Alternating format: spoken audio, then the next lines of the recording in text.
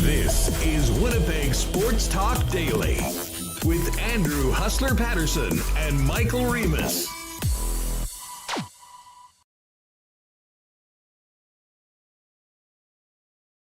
Hey, what's up, everybody, and welcome to another episode, and I can't believe I'm saying it, another year of Winnipeg Sports Talk Daily. That's right, 1 year anniversary today. We're feeling festive, and we have a great show for you. Our guy, Jeff Hamilton from the Winnipeg Free Press, will join us before the Jets take on the Tampa Bay Lightning tonight. Get his thoughts on tough weekend for the Jets. Blake Wheeler's comments yesterday, where this team is going into the final couple weeks before the deadline, as well as a matchup that, regardless of where the teams are in the standings, is always a special one when you get the guys with the title belts coming to town.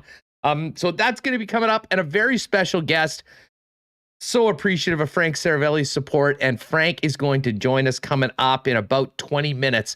We'll get his thoughts on where the Jets are, some of the things happening around the team this season, as well as Kevin Cheveldayoff's list of to-dos for the upcoming trade deadline. So going to be a great program. We might even add a third guest to see how things go this afternoon, because if you're just maybe jumping on or listening to the podcast later on, like literally within about 15 minutes since we've been on the air, Adam Schefter's broken the news that Russell Wilson is now a Denver Bronco. Blockbuster trade in the National Football League, coming off of Aaron Rodgers signing earlier today, an extension with the Green Bay Packers.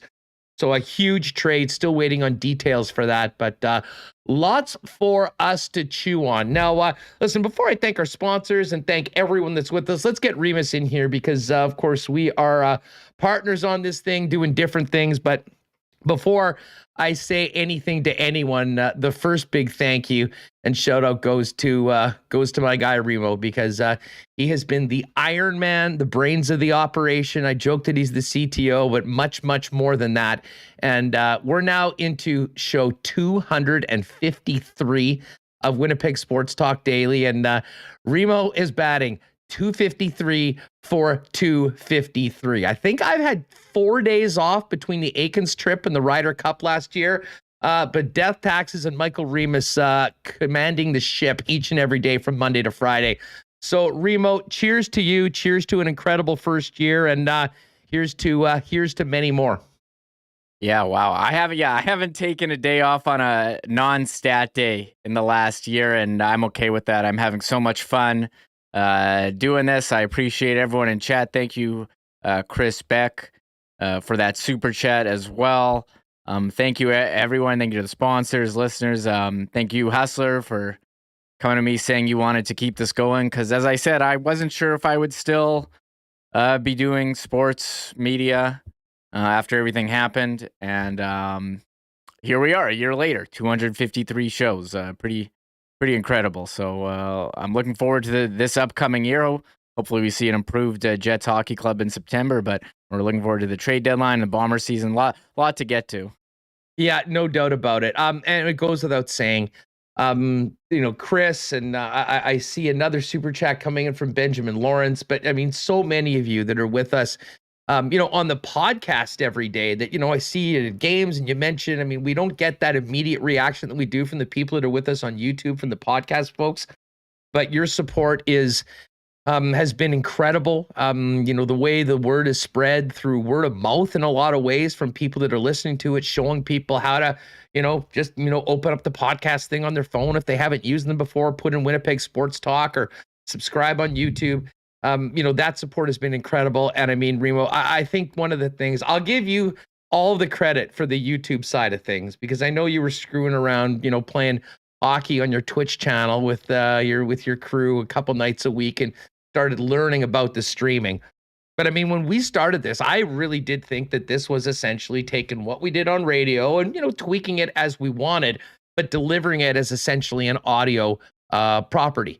And listen, the majority of people still consume it via audio, but to put it onto YouTube, where I famously said we'll probably have like 10 or 12 keeners that might pop by for 10 minutes just to see us record the thing.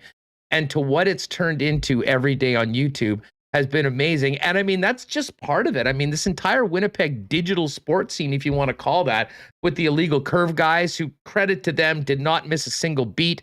We got whacked on the Tuesday or whatever it was, and the illegal curve hockey show was at its normal time on that Saturday.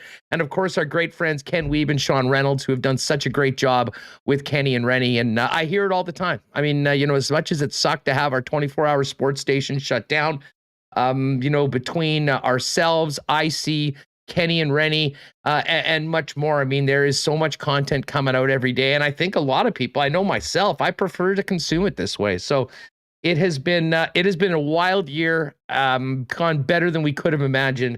And I'm so excited for the upcoming year. And it goes without saying, I mean, I was maybe less worried than Michael was, as he's the one with a young child and a wife.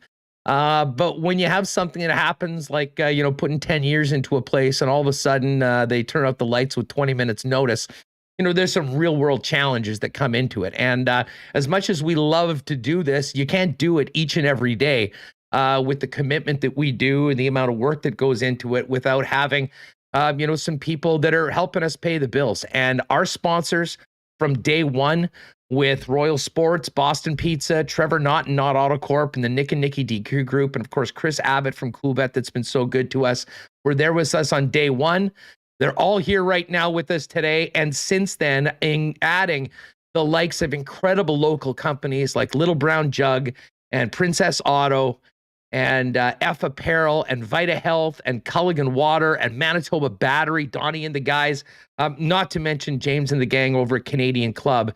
It has been, it's been phenomenal. We can't thank everybody enough. And as I say, we won't spend too much time on it, Remis, but I think it was important to recognize everyone that's helped us so much get to this point and get ready for year two.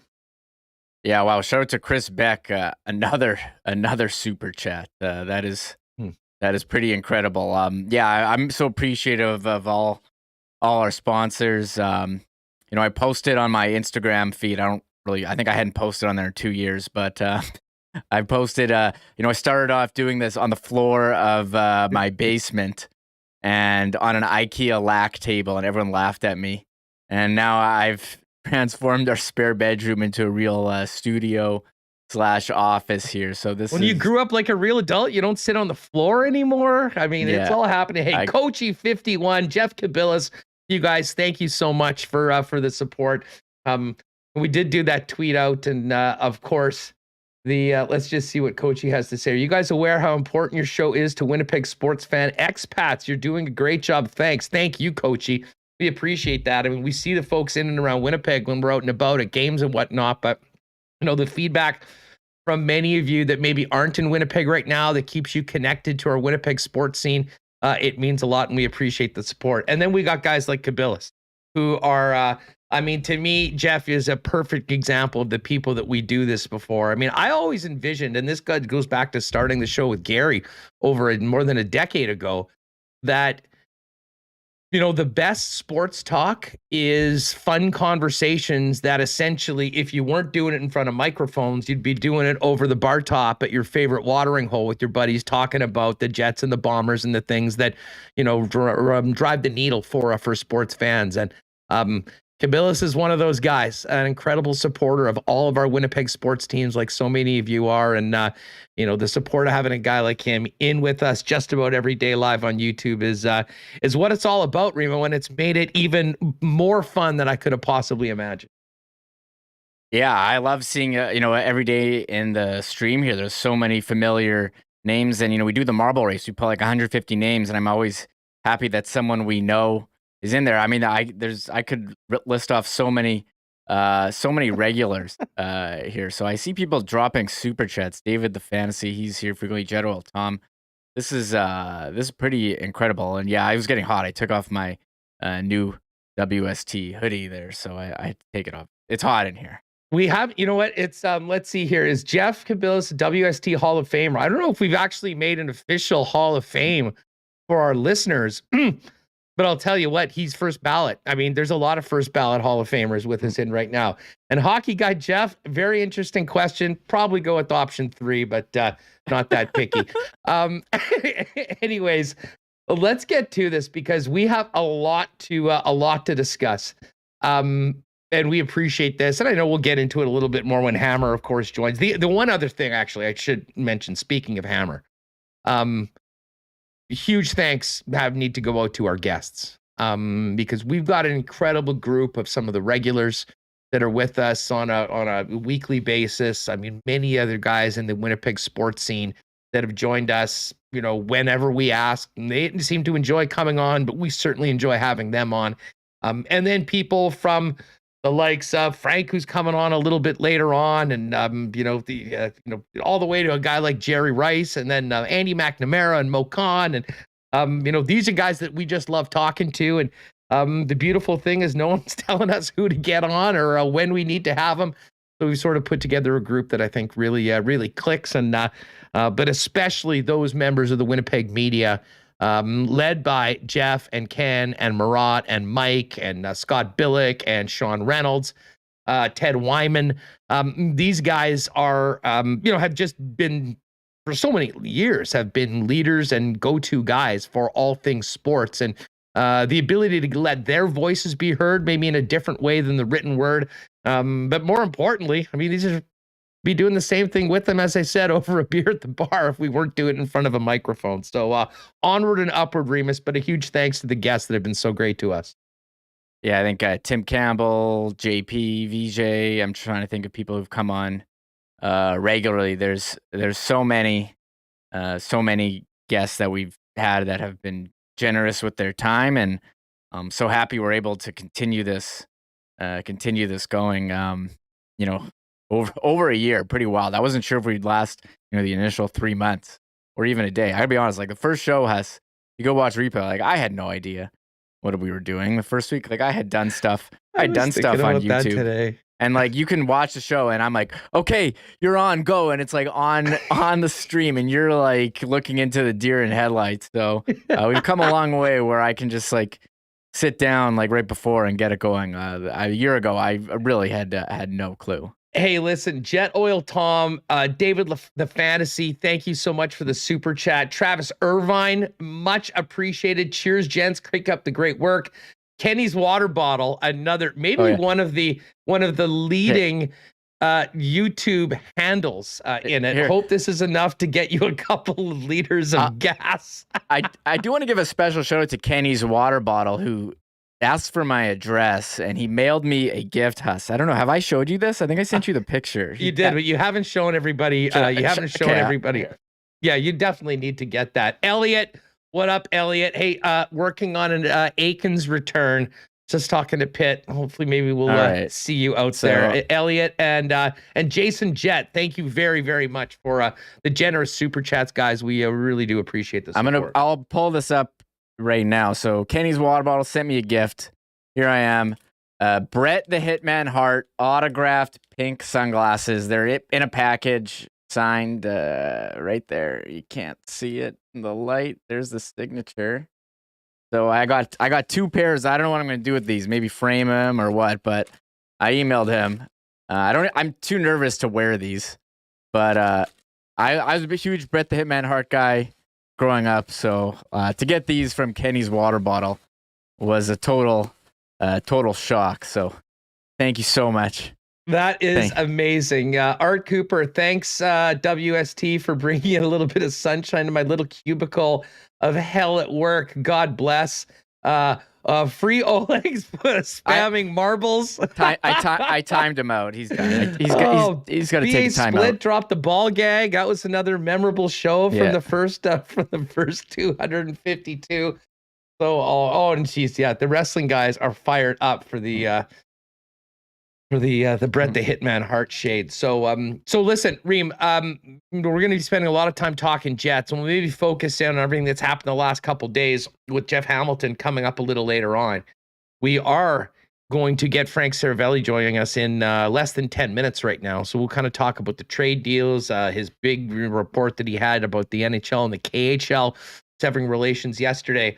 But let's just get right to the breaking news. I mean, I know we normally spend the first hour and a half talking hockey, but holy smokes, Russell Wilson traded to the Denver Broncos today from the Seattle Seahawks on the heels of Aaron Rodgers, the drama queen of all of sports, finally ending the waiting game and inking a 4-year extension at about $50 million a season to stay a cheesehead in Green Bay. Man, I'm so sick of this guy with the drama. Is he going to get traded? Is he going to stay? Is he going to retire? Is he going to get vaxxed? Yeah, I don't care about that. So, I mean, now he signs a 4-year deal after like threatening them that he was going to leave. I mean, he's one of the best to ever do it. He's only got 1 Super Bowl, and they came up short this year as well. But, I mean, huge for Green Bay. And I think it makes that Jordan Love draft pick a couple of years ago, which at the time seemed really dumb, like even more stupid, like why they wouldn't draft a receiver to give him some help. So I was just talking to Dusty about it on the Lock Shop because it broke while we were doing the show. Mm-hmm. And he brought up that point. And when you think about it, they picked Jordan Love and allowed the Minnesota Vikings to grab Justin Jefferson. Like, can you imagine if Jefferson you just change that pick? Instead of taking Love, you take Justin Jefferson there. I would think that the Packers might have another Super Bowl by now. I mean, he is that good. And the big story has been, outside of Devontae Adams and Justin Jefferson with Aaron Rodgers. It'd be crazy. But that being said, he's staying. And now Russell Wilson moving to that AFC West. Man, the AFC West, their quarterbacks are absolutely absurd.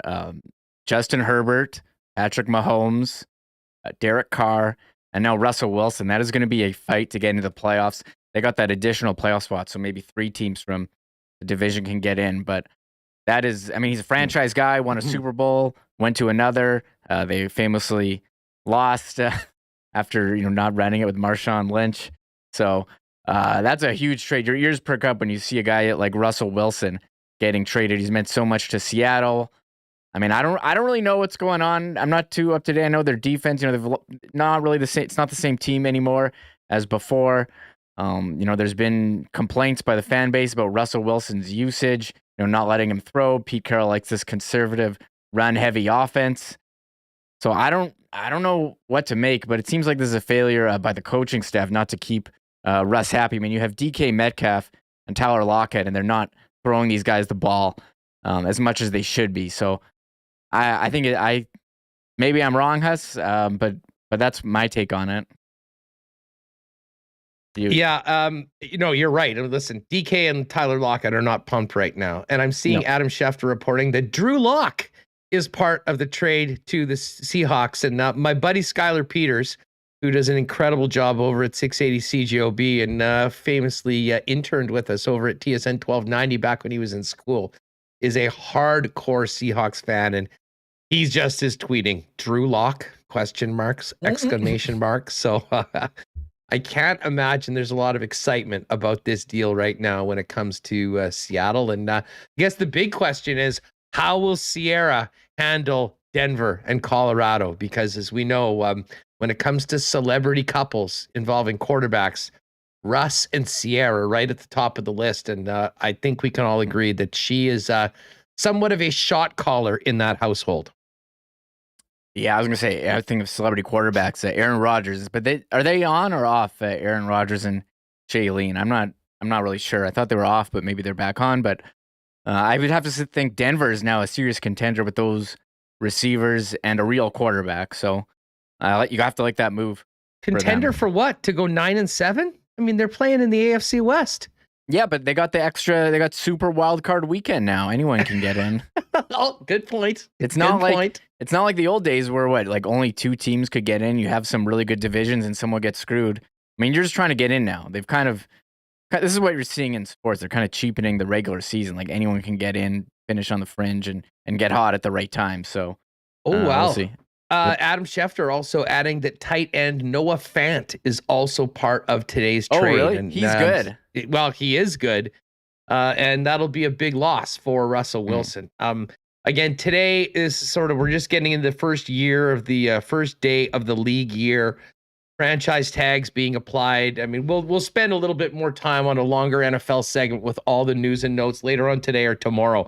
But this is a massive story. I mean, if you go to Twitter, your entire feed is just comments on this deal right now. So Roger staying in Green Bay and Russell Wilson moving from the Seattle Seahawks to the Denver Broncos. All that being said, Remo, we got a game tonight, and as Captain Blake Wheeler said yesterday at the end of his very interesting media conference, you know what? The general manager is going to do what he's going to do. He's not involved in that. What he is worrying about is a team that's lost a couple straight at home and is welcoming in the two-time defending Stanley Cup champs tonight. That's been, a tough road for the Winnipeg Jets and the fans lately. But I'll tell you what, I'm very much looking forward to the opportunity to see what Tampa's got tonight down at Canada Life Center. Tampa, they've been hot. They have a top goalie. They've got a top line point, Kucherov, Palat, Stamkos on the second line. He can score as well. Hedman, Sergachev on the D. I see Zach Bogosian returning to the lineup tonight. That's 2 games in a row. A former Jets defenseman on the opponent. So, I mean, you look at the Jets. They're coming in. They've lost 2. They're plus 137 underdogs. Lightning minus 161 favorites. So not a huge underdog, but I mean, I think we can agree the Jets' playoffs hopes, if there are any, very, very slim. I mean, you like to put together a nice performance against the Lightning here, and I guess are we showcasing guys for the trade deadline? And for the Jets, I know they asked Mark Scheifele today about that. He said, "I'm not the GM. I don't make those moves." So, I think it's kind of sad that's where we are, but I think we got to face reality for the Jets, although I think they're gonna try to give her 110% tonight and put a win against the defending 2-time Cup champions. Yeah, exactly. Listen, these are tough questions for players. I mean, especially central figures like Scheifele and listen, I know there was a lot made of Wheeler's media visit yesterday. But honestly, I mean, I think those guys, especially as the leaders and the guys with the C and the A, are sort of at a loss for how they are where they are this year. And, those are tough questions to answer.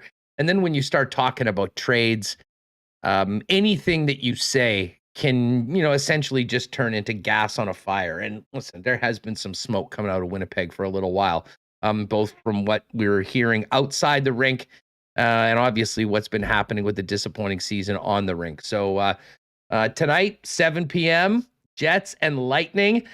We'll look forward to getting to that a little bit later on with Jeff Hamilton on the program. And as I said, Frank Seravalli is coming up in just a few minutes. Well, I mentioned the sponsors that make this show happen each and every day.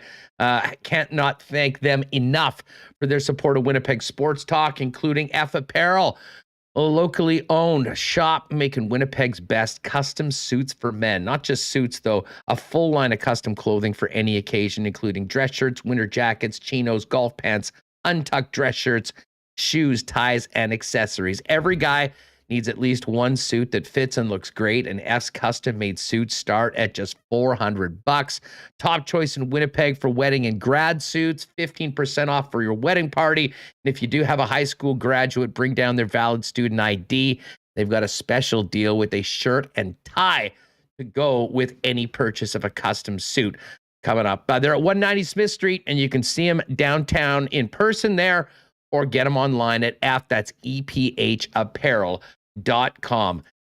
It's been so wonderful to have our friends at Vita Health come on board. And I got to give a big shout out to my pal Ryan Labonte, who has gotten a number of the Vita folks to be regular listeners.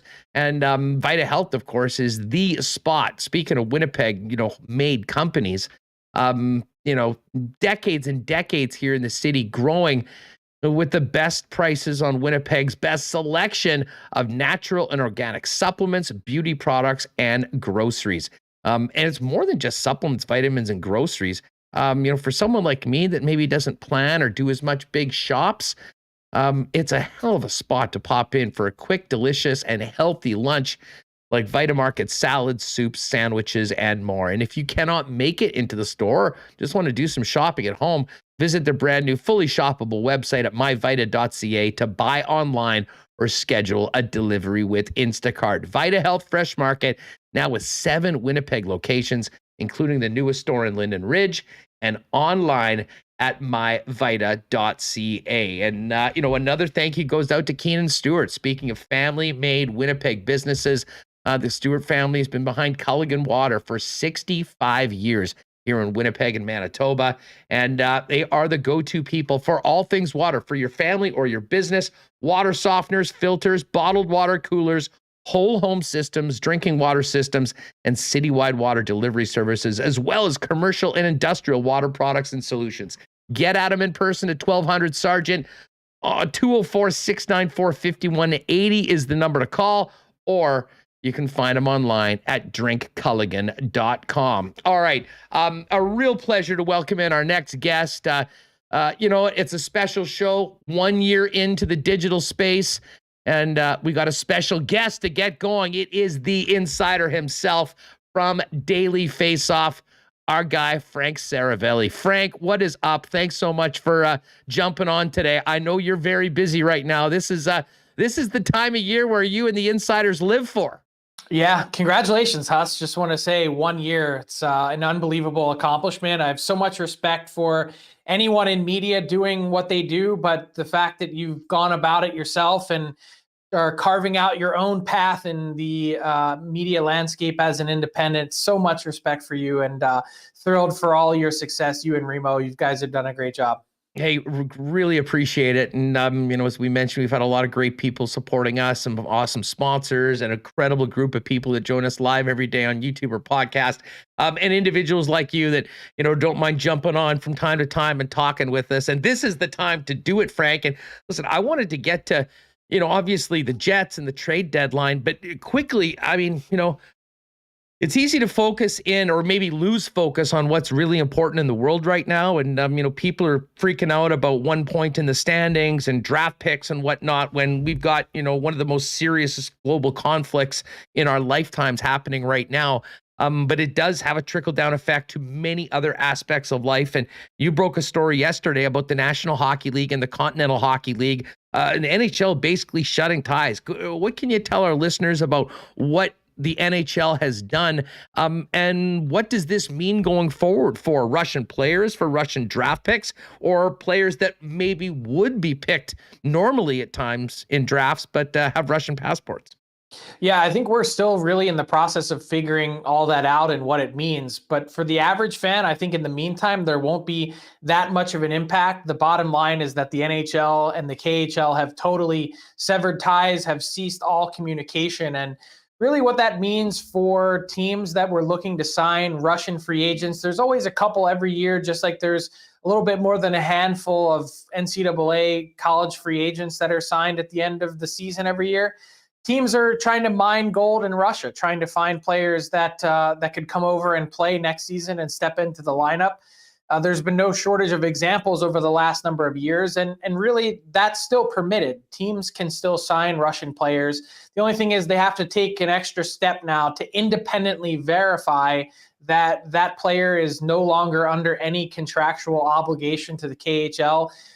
Previously, they would just be able to call up Central Registry in Montreal at the office for the NHL and say, hey, we want to sign this guy. Can you look in the database and see when his contract is up? And they'd communicate with the KHL and make sure that that was the case.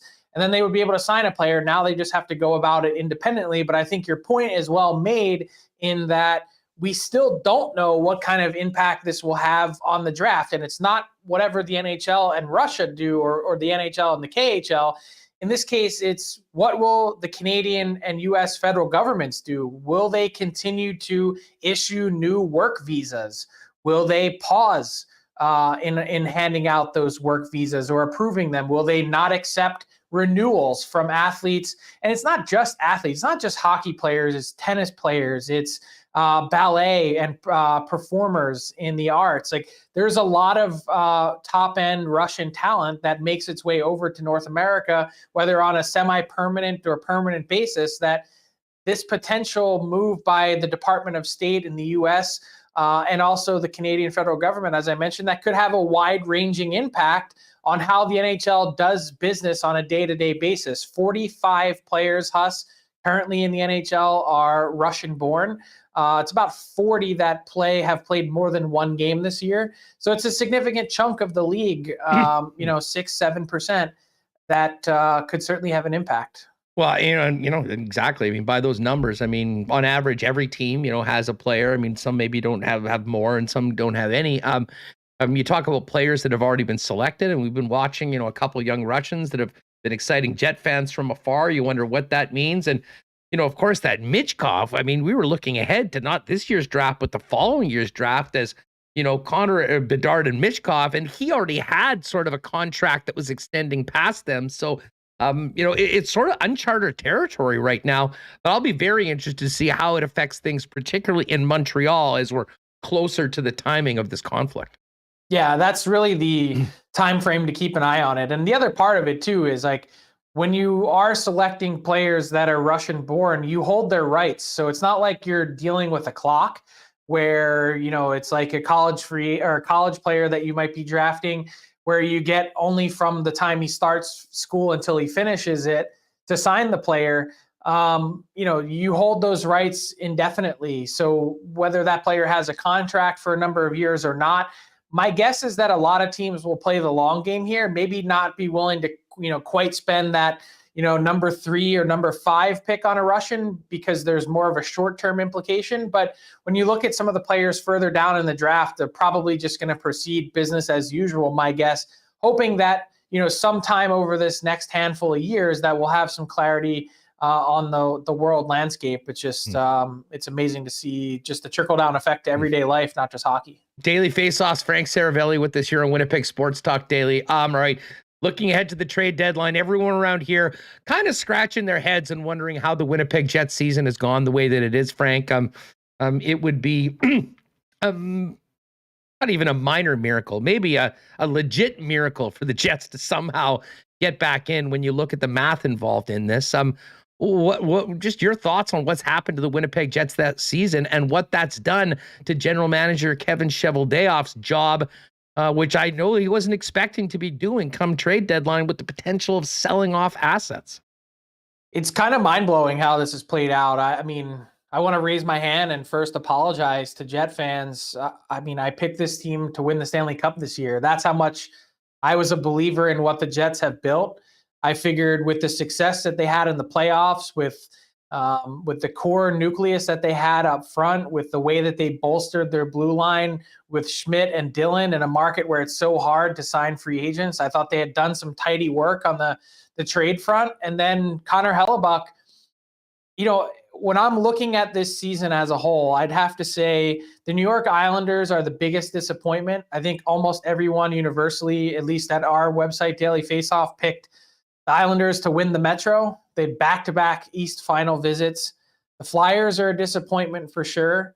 But the Winnipeg Jets, they stand out on their own in the Western Conference in terms of being a disappointment because I thought this group had checked all the boxes in their construction.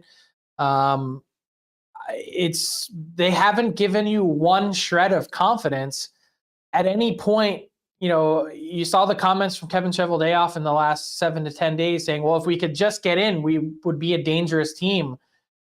They haven't given you any shred of confidence to think that they can get in. There's never been a sustained run of success. There's never been this fire that should have been ignited that says, hey, this group can get there. There's to give you something to believe in. And I don't know why that's the case. I can't put my finger on it. Kyle Connor has shot the lights out.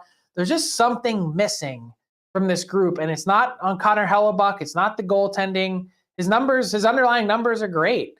I don't know. It's been a tough year to figure out for the Jets. No, it certainly has been. And I mean, Blake Wheeler, and hey, he spent a lot of time in front of a microphone over his time here as a Winnipeg Jet. But I mean, the last couple of times that he spoke, he's basically been pretty upfront with that, he doesn't have answers for some of those things. And yesterday kind of went back to one of the greatest hits of saying it was a young team, and people sort of went back exactly. I heard that a couple weeks ago and I rolled my eyes. Like, young team, like, think about this core in terms of how long they've been together, let alone maybe you could point to Perfetti, and maybe you could point towards the bottom half of the forward group at varying points when they've dealt with injuries. Like, there is nothing about this Winnipeg Jets team that is young. So that's one thing that caught my eye that Wheeler has said, Huss. And the other thing is the idea that this has been maybe the most trying season of his career. Like, damn, Blake Wheeler, you played in Atlanta. This is the most trying season of your career? Like, that says something. So I don't know what is wrong with this group, but something stinks. Well, and you know what, you can, that certainly is kind of what people have been feeling. And from my personal perspective, Frank, this goes back to the 1920 season. I mean, there was, in 1819, excuse me, when, this team had made it to the conference finals the year before. There was incredibly high expectations into the first half of the year. They were, I think second overall at New Year's. And in the second half of that season, it went down. Patrick Laine stopped scoring. And maybe most concerning, it seemed like the team from within was sort of falling apart. I mean, there were the famous end of season pressers where players like Mark Scheifele in particular didn't look anything like the guys that we'd seen for so long. And, it hasn't really turned around. And I guess, Frank, now we get to the point where, you've had the coaching change already, and who knows what's happening with Dave Lowry going into next season. I think it's likely, there hasn't been any real improvement. So I think you're probably looking at a new group. But I would imagine that for the first time ever, Kevin Cheveldayoff and Jets management is looking long and hard at some of their key core players for the first time, thinking that maybe that is what the shakeup that this team needs. And I know you mentioned a couple of weeks ago that for the first time we're hearing the name Mark Scheifele out there. Listen, we know that Kopp, and if you got an expiring contract, you'll be on the market and likely moved. How likely do you think that we might see, whether it's in the trade deadline or in the off season, a significant shakeup involving, maybe a guy with a letter on his jersey leaving Winnipeg? Well, I'd be really surprised if it was before the deadline. Like, that's a lot to handle. And I also think you just eliminate so many potential trade partners that if you were really going to shake it up in that type of manner, that, it doesn't really make a lot of sense. This is going to be a calculated decision. And I think if we've learned one thing about Kevin Cheveldayoff, it's that nothing happens by accident. Everything is really well thought out. And he's come at it from every different angle and considered every possibility. I don't know how you could go into this offseason with the disappointing season that the Jets have put together and no real, there's nothing to hang your hat on. There's nothing you can head in, or at least to this point, to the summer to say, hey, this is a group that gets it, is going to turn it around, a one-off year where there's just something's missing. And we've touched on that. So how do you not address the core? Now, the interesting thing is we've been saying this about the Calgary Flames for the last couple years. And then, how many summers in a row was the discussion which one of Johnny Gaudreau or Sean Monahan is getting traded? And they stuck with it. They doubled down and, in fact, added to it. And there's going to be some teams around the league that are going to be facing similar type questions. The Islanders, they've got 13 guys on their roster with at least 2 years remaining on their contract. They're going to be a team that probably has to double down. Do the Jets do that? And when it comes to Scheifele in particular, his body language is no good. That's one thing that really stands out to me watching is, he looks like a guy that isn't happy. And I don't know if that's leaked into his production. I don't know if that's leaked into anything that's happened off the ice. I just get a general sense of frustration from speaking to people in and around the Jets organization, that not necessarily with him, exclusively focused in that group in terms of, players that have been frustrated. But I think there have been some rumblings, and we've touched on this previously, is that there has been an idea floated that this could be Mark Scheifele's last year as a Winnipeg Jet.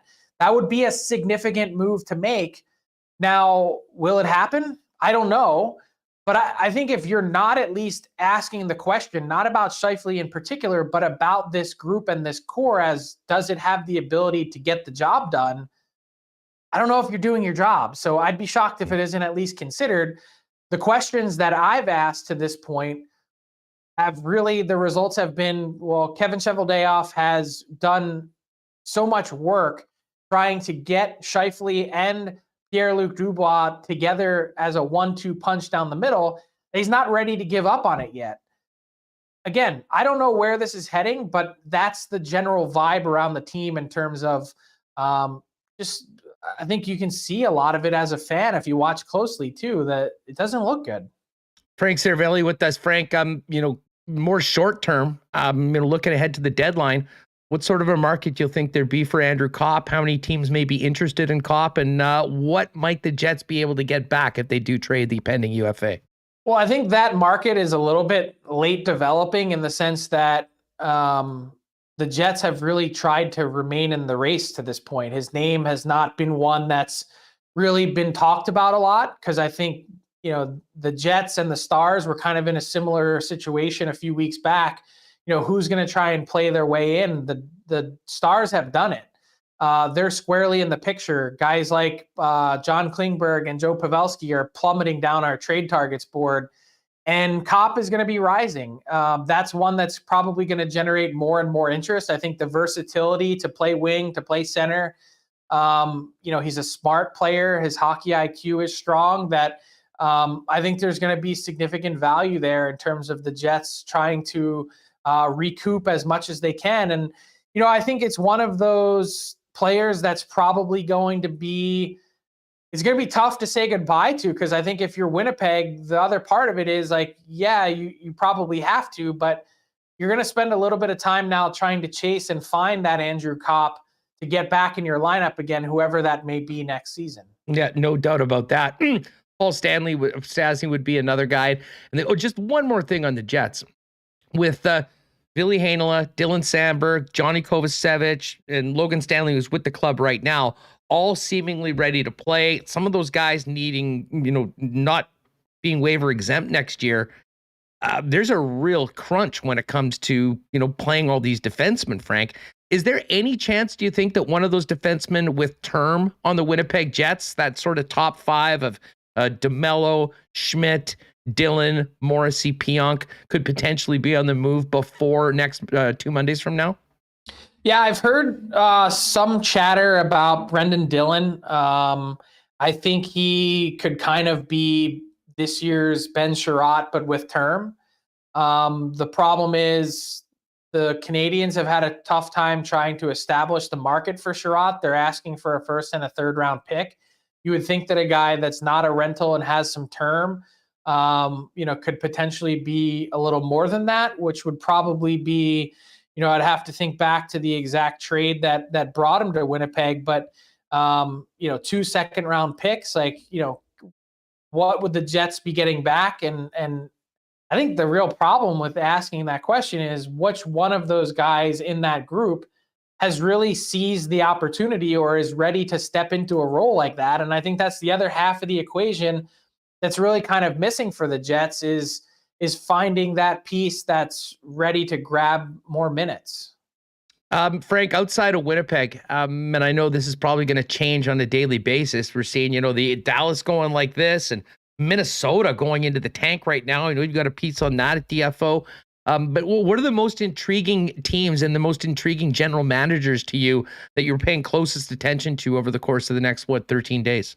Playoff teams or non-playoff teams? Well, I'll tell you what, the playoff teams, I think it sort of goes without saying. The non-playoff teams, frankly, are the most interesting because, those are the ones where, those players that they may give up could be impactful to teams that we already know are going to be there battling for the Stanley Cup. Yeah, I would say the Columbus Blue Jackets for one, the New Jersey Devils, another team in the Metro. I think the Flyers are under a mandate to get better for next season. So it's not going to be a huge future sell-off, or if it is, then they're going to try and parlay and package those pieces for something else later. None of the non-playoff teams in the Atlantic are that interesting. I would say the Kraken are a wild card. You saw they re-signed Jared McCann today, and the sense on the Kraken is that aside from McCann and maybe Yanni Gourde, that they're not really married to anyone. that they could really shake things up. Guys with term, pending UFAs, you name it, are out there. The Ducks are going back and forth with Hampus Lindholm. It's a 50-50 proposition. The Canucks, we've talked a lot about Besser and JT Miller. And the Blackhawks, I mean, Brandon Hagel is number 3 on our trade targets board. We're going to have a new one coming out today. He's going to remain firmly planted there. There's lots of interest in him. First round pick plus a grade A level prospect is what the Hawks are looking for. And they're in rebuild mode. So they're going to be shipping guys out. The question is who and how quickly. Who do you expect of the top teams, of the real legit Stanley Cup contenders in your mind? Who do you expect to be the most aggressive general managers, Frank? I would include Florida in the mix. I think that they're maybe one authentic piece away from being a true Stanley Cup contender. Carolina is usually pretty aggressive, but I don't know if they will be this time around.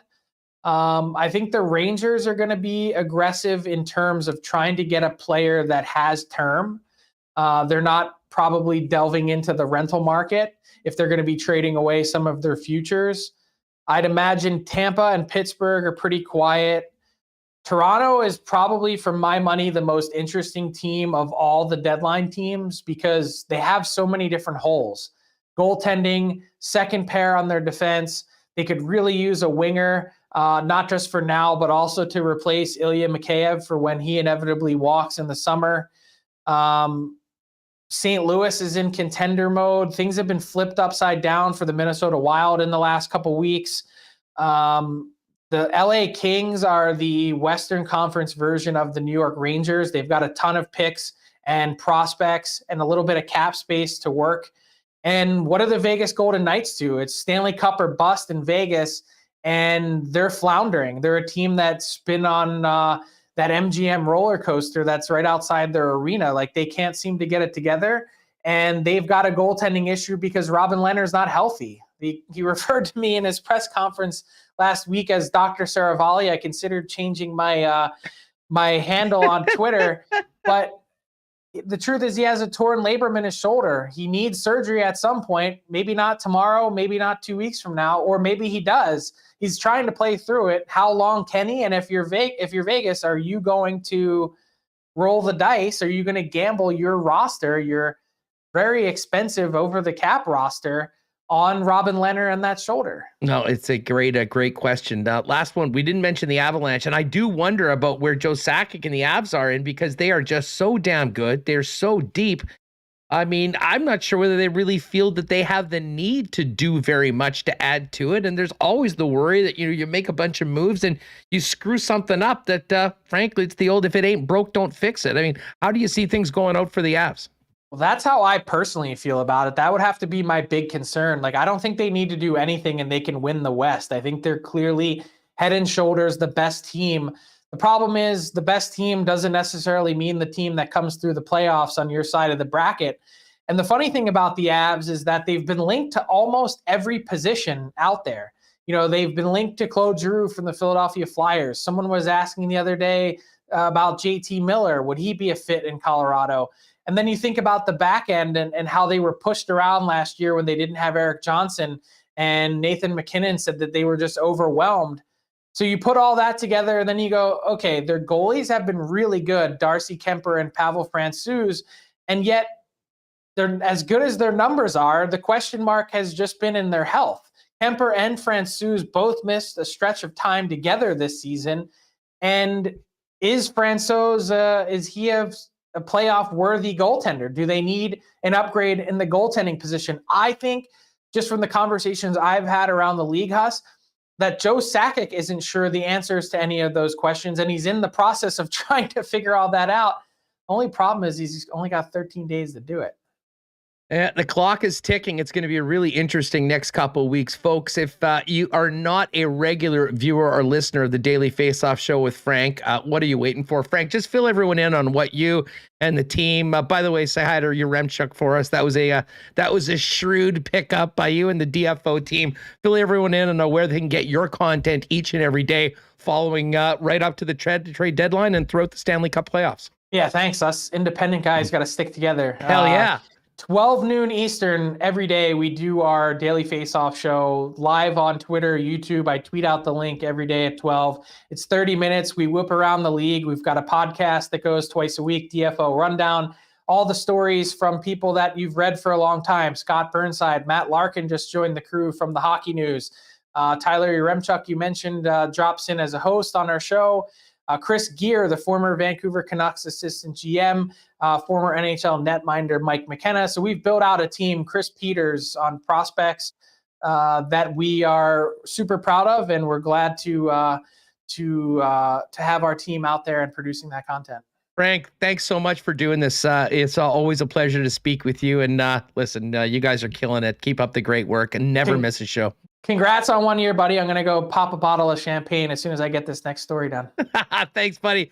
Talk to you soon. There it is. Frank Seravalli. Daily Face-Off is the site. The Daily Face-Off show every day, 11 o'clock our time. A great little precursor to what we have going on Winnipeg Sports Talk each and every day. And, of course, you're already following him. But if you're not, what are you waiting for? Frank_Seravalli. All right, we're going to keep it local. Jeff Hamilton from the Winnipeg Free Press coming up in just a second. And speaking of keeping it local, when you need a battery, your local go-to guys are Manitoba Battery over on Logan Avenue. Donnie and his amazing staff have you covered when it comes to automotive batteries. Best prices in town, about $100 for most makes and models with core exchange.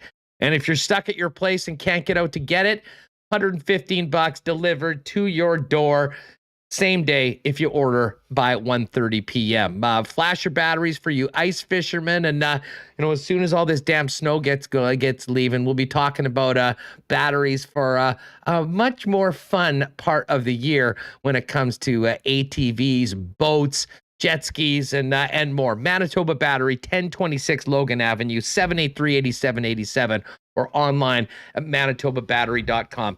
I was mentioning the incredible support we've had from our sponsors. Royal Sports really at the top of the list, not just through this year of Winnipeg Sports Talk, but going all the way back to the old NFL Sunday Ticket Show days with Jim Toth and Z-Man. And I'll tell you what, there's a reason for that. We do a lot of great sports content, and Royal Sports is the greatest sports store around. The undisputed, undefeated heavyweight champ of all things hockey, all things sports, and of course the best licensed merchandise in town for the sports fan in your family.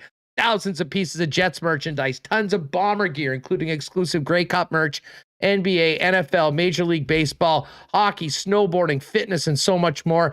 Not to mention all the cool stuff over on the Kings Skate, Snow, and Surf side. Pop on down and see them. 750 Pembina Highway, and make sure you give Royal Sports a follow on Instagram at Royal Sports Pembina for the latest merchandise drops and offers. And, Trevor Knott's another guy I have a big personal thank you to for believing in what we were doing right from day one. First meeting I had about this, and the first, we're in. And I'll always be appreciative of that. And I know a lot of Winnipeggers are appreciative for the incredible service and the great prices they've gotten from the Knott team in getting their next vehicle. If you're looking for a new whip, start your search over at Knott. You'll see the amazing vehicles on site. And listen, if there's this particular vehicle you're looking for, you've always been dreaming about, talk to the Knott team. We'll get it here to Winnipeg for you at the best possible price. Why not get into the car of your dreams at a great price with the help of Knott AutoCorp, Waverly, and McGillivray, and online at knott.ca. All right, that was great stuff with Frank Seravalli. Let's keep the party going. The champs are in town to take on the Winnipeg Jets. And as much as it's a big game tonight, much of the talk around the Jets is looking ahead to the future because the present is not that good. Let's welcome in another great friend of the program, one of our regulars, Jeff Hamilton of the Winnipeg Free Press. Hammer, what's going on? Huss, it's great, man. Congratulations. Can't believe it. They said what? You lost, I don't know, a couple weeks. You lost 52. Incredible. I kid, obviously. Huge fans of what you guys were you've been able to do. Obviously we all know it, the bullshit that went down at 1290 and what seemed like an unthinkable situation turned into an opportunity, and you guys seized it. Obviously, Huss, you've been in this market for a very long time. Remo, another massive piece of this puzzle, and his creativity and your guys' personalities in general. You've just done a terrific job. You've given an opportunity, a platform for people like myself. You've given an opportunity, platform for the commenters. It's a completely new era, if you will, of sports talk, and it's been incredible. So I'll stop putting you up on that pedestal now. I'll knock you down here in the next whatever, half an hour. But I definitely have a ton of respect for what you guys have done. Well, listen, and and first off, I mean, we can talk to each other, all we want, and that always will be a part of the show. But the insight, expertise, and perspective from someone that does the journalism you do is always appreciated. So thank you for everything you've done for us, over the course of the first year. And here's to many more. So let's get right to it. Let's take it on Tampa tonight. I mean, a real disappointing weekend. I mean, there were some, listen, if that weekend was in early November and you saw a team that, dominated most of a game against Dallas and had those scored of soaring chances and lost in OT, and maybe, you got the Vezina Trophy winner coming in, you might be able to rationalize it. But there's no rationalizing it right now for fans, and there certainly isn't, I think, any of that for Kevin Cheveldayoff right now. If you thought that there was still a bit of light heading into the weekend, the flicker is just about out right now. And man, it's going to make for a very interesting 13 days when we're paying attention to what the general manager's doing, but also a really tough and at times awkward time for the players in that room, especially the leaders, as we've heard from Wheeler and Scheifele over the last 24 plus hours. Yeah, it just feels like every week the odds are just getting longer to make the postseason, especially when you're not collecting wins. I go back to this whole thing. Like, the Jets still ultimately control their destiny in a lot of ways. They need a bit of help. I mean, they don't want the teams ahead of them, playing as well or racking up as many wins as they can, but they ultimately need to do that. And there's, I'm not here to be a downer. I know there's a lot of fans that are looking for maybe some upside here, but the Jets haven't been able to string together back to back. That's 3 in total consecutive wins since the calendar flipped to 2022. And I mean, if you look at their last 3 victories, Arizona, Montreal, Seattle, the 3 worst teams in the NHL, and then they played 6 other games during that stretch, and they're 4-2. So it's just there's a lot of bad bounces going the Jets' ways. A lot of things that they're when you make a handful of turnovers, it seems like the Jets you have a majority of them end up in the back of their net. But you make your own bet in this, and the Jets, whatever they're lying in right now, I mean they've created it, and so they need to get out of it. It's just, when you hear guys like Blake Wheeler talk yesterday about not being able to find it, trying to figure out, you don't want to hear that with 26 games left in the season, especially in those 26 games. You need to have a 731, I believe, is the number win percentage to get up to that 95, 96 threshold for points in the West to get a playoff spot. Well, there's only 2 teams, and that's the team that's coming in. I think Tampa Bay and Carolina are the 2 teams, or no, it's not even Tampa Bay. It's Colorado and Carolina that have a better clip than that. Obviously that's throughout an entire season. The Jets, you can make the argument, just need to do that for 26 games, not 82.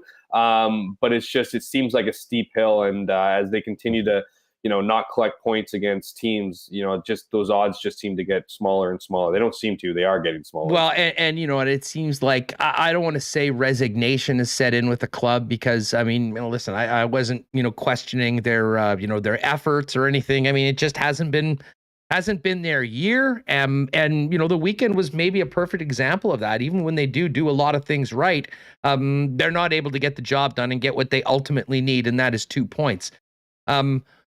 I think it's taken a toll on Blake Wheeler. And Wheeler had said, weeks ago that this had been the most trying and difficult season of his professional career. And I'm certainly assuming he's alluding to many of the things happening behind the scenes, both with the virus and, all of that. But listen, I wasn't the only person to sort of roll my eyes yesterday when I heard him roll out one of the greatest hits, that they're a young team.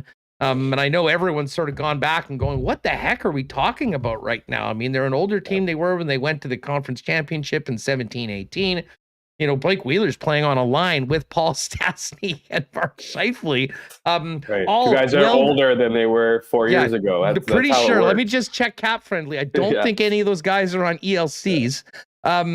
So, I mean, what do you make? Is this just a guy that's in a real tough position right now with either, tough questions that he doesn't have the answers to, or frankly, the answers are not something that, really as a captain of the team, you can float out honestly to the public and to the media?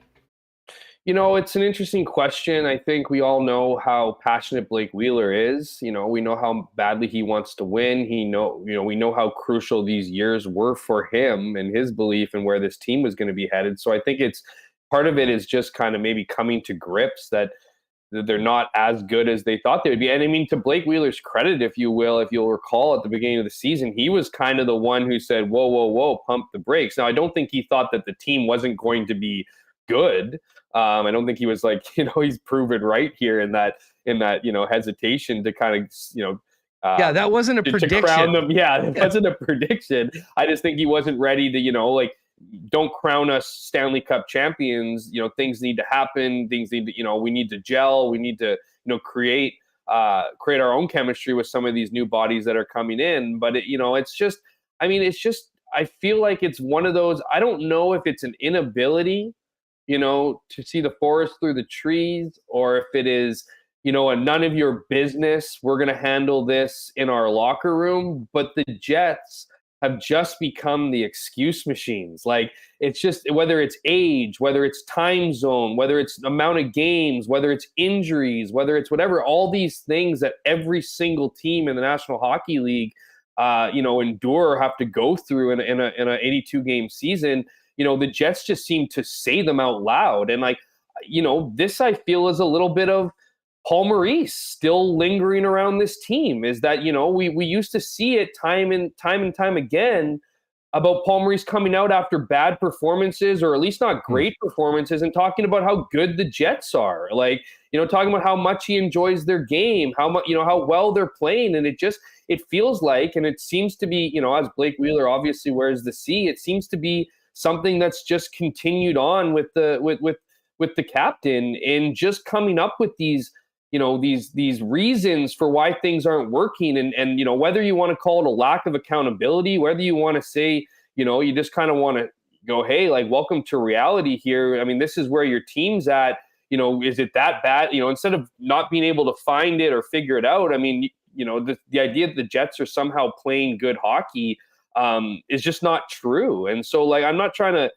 beat up on Blake for that. I mean, like I said, it might just be as simple as, well, we don't need to explain to the outsiders what's going on in our room, what we think the issues are, whatever it might be. There might be part of that. But I mean, even if you look at, Blake's last interview, the one that, we got in, had a bit of a confrontation there, earlier, I think it was earlier, the questions after mine. I mean, he started talking about how, things aren't going their way as far as, turnovers ain't up in the back of their net, and just really pounding that whole lack of puck luck, leading to where the Jets are. And I mean, he even said, that's something we can talk, that's a whole other thing to talk about at a different time, but it just lends itself to a bit of the excuses. And I think, when you get to this point in the season where you're trying to claw out a playoff spot, where you're trying to get all the victories you can, I'm not saying you need to step in front of the mic and be defeated, or, talk about how crappy things are going. But, it's just, I don't know if it resonates with fans all that much, who kind of want a little bit of honesty. And when you kind of hear the excuses piling up, and you've heard them kind of all season and over the last few years, as the Jets have tried to make waves in the playoffs and haven't been able to do so, it just gets a little bit old. And I think that's kind of where we're at right now, with the Jets. And it is. And listen, we jokingly said we banned the term time zones. I mean, on Twitter, you can mute words. We literally muted it on Twitter or within the show, because we heard it so much, especially earlier in the year. And listen, different coaches have different styles. I will give Dave Lowry credit for, I don't believe those words have ever come out of his mouth. I mean, he has not been a guy that has really gone to some of those same things that we heard in the past. That was a little different though with the captain yesterday. And I mean, listen, he was around Paul Maurice. I think Paul Maurice has probably been one of the biggest influences on him in his entire career. So maybe that makes sense. But there hasn't been a lot of change. And I guess to the bigger picture right now, Jeff, for a team that is, and an organization, I mean, let's think about this as a business as well, that's coming through a near unprecedented period of time where there's been massive financial losses and challenges, unlike anything anyone could have imagined. Regardless of performance of the team. I mean, every team in the National Hockey League right now has been affected attendance-wise, whether it has to do with vaccinations or, people that don't want to leave their house anymore and they're not, comfortable around crowds, or, in our case, rules where, a small percentage of people that didn't decide to get vaccinated can't go. There's a big business aspect to this. And when you combine that, and I do really believe there will be a sense of urgency to turn this around immediately going into next season, along with the biggest disappointment in 11 years. I don't if this team doesn't make the playoffs, I don't know how we could compare maybe any other season other than maybe 2019, because the hopes were so high and we saw what happened with that club. But I really do wonder, I think I do believe that, with the pattern that we've seen from True North and, the guys running this hockey club, they would love nothing more than to maybe say, hey, look what happened to the Calgary Flames last year. Everyone was wanting to blow them up. We brought Daryl Sutter in, and now they're a legit Stanley Cup contender, and maybe use that as an example of why staying the course is the right thing. I'm just not sure that will fly from a business sense right now. And, and certainly with Paul Maurice gone, there's an opportunity for a real changing of the guard. How likely do you think that will be in the offseason, regardless of what happens at the deadline? And how big of changes might we see in your mind? It's something that we've been thinking about for quite some time, right? I mean, it hasn't gotten better. So, I think what is we talk about Paul Maurice, I think his departure is an interesting piece of this puzzle, because I believe that had Paul Maurice not walked away from this team, he'd still be employed. He'd still be behind the bench right now for this club, and he might be the sacrificial lamb in the offseason if they don't make the playoffs. Obviously, we know that's not the case. Paul Maurice did leave, on his own account, and Dave Lowry's since taken over. I think that puts maybe the hot seat on Kevin Cheveldayoff, and it should, at the very least. I mean, not a lot of GMs are around for longer than a decade and aren't on the hot seat when they ultimately 10 years later their team's gotten worse, and that's where we see the Jets when you compare them to what we saw in the 2018 run. What do I think will happen? I think you're onto something. I think True North, Mark Chipman will look at what might be apathy certainly seeping into the fan base. Thousands of seats still available at games. I mean, if we get to a point where the Jets are, mathematically eliminated from the playoffs, and you start seeing 10,000 fans at games, I think that will seal, Kevin Cheveldayoff's fate. And not that I think, Mark Chipman would have ever envisioned or wanting to do or make such a move. He might just be forced to do it. Now, I don't have a crystal ball. I can't predict, who will be in where and when. I think it's a very interesting situation with Dave Lowry. I mean, clearly there hasn't been a coaching bump with his addition or his leadership behind the bench. What does that mean? Do you want to give him, an off season, which would obviously, of course, mean signing him to a contract extension? Do you want to do that? Do you want to go in a different direction? If you do go in a different direction, it's easy to point at Calgary and say, look what they did. They brought in Sutter, and he took over, and it took him a little bit, but look at the Calgary Flames now. Well, who's the equivalence of a Daryl Sutter? I mean, that there's not and would that person come to Winnipeg? And would they want to come to Winnipeg? And then you can ask the same questions about the general manager situation. I think there's a reason why there's been one general manager in this city for as long as there has been. And I think that's the involvement of Mark Chipman. It's no secret that Mark Chipman is an involved owner. He's involved in, contracts. He's involved in who can be picked up on the dead. Like he's kind of the last voice. Now, I'm not saying he doesn't trust those below him, guys like Kevin Cheveldayoff and their scouting department, but he is someone that you kind of need to run through. And so how many, the NHL is a small world. So how many coaches or GMs, prospective GMs, ones that have the resumes that you might point to and try to replicate a Calgary situation, how many are available and how many are wanting to come here under under the circumstances of being in Winnipeg and under the circumstances of which the Jets ownership has a role in it. I mean, the other part too to that question is, I don't think, blow up is a relative term. I don't think you need to blow anything up. This isn't a rebuild for the Winnipeg Jets. A blow up, could be a GM change, could be a coach change, could be, a shift away from the leadership group, which has gained momentum over this last, particularly this season, whether that's finding, trade bait for Blake Wheeler. Of course, he'd have to waive his no movement clause. I don't think they go as far as buying out 26, and I don't know if necessarily that's the answer. There's also a lot of talk with Mark Scheifele, the pioneer of the trade rumors. You being you, Huss, you started that trade a while ago. I think I was on that show, so I'm guilty by association. But I think there's an opportunity there that if you want to change voices, or you want to make a big movement in the dressing room. We all know how influential we're seeing it happen naturally. Well, we're seeing it happen naturally as it's going on. There's also the talk about Mark Scheifele having years on his deal. That is a very friendly of just above $6 million a season. That will attract a big return. So I think you have to entertain those things. But I think it's all a roundabout way of saying is just what we've seen this season. What we've seen, the product we've seen on the ice, what we've seen from the fan base, and again that apathy, which might be the worst feeling to seep into any fan base.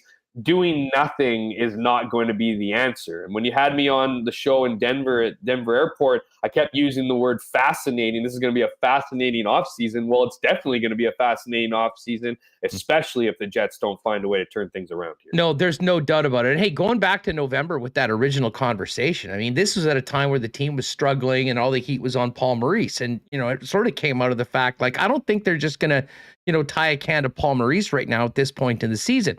And if you are thinking about a way to significantly change up this club, part and parcel of Mark Scheifele is the contract. And, and again, we could be having this conversation in a couple of weeks around the deadline. It's far more likely to happen in the off season. But if you were looking to make a significant move and get significant return and not take a huge step back, a player like that on a contract like that does give you some options. And I'd imagine there'd be some interest. And the other thing is it's important that you need to have a leader like that, you're 100% convinced is fully committed to the team and to everything that, they need to do to continue on. And listen, I haven't been convinced that watching Mark Scheifele for this season. I'm not going to comment. He's had a number of amazing years, and he's been a great player for this club for a long time. But for a while, everything hasn't seemed normal, at least what we remember Mark. And maybe that's maturing regardless. Here's something I hit Mike with, though, yesterday, and I'm interested in your thoughts on this.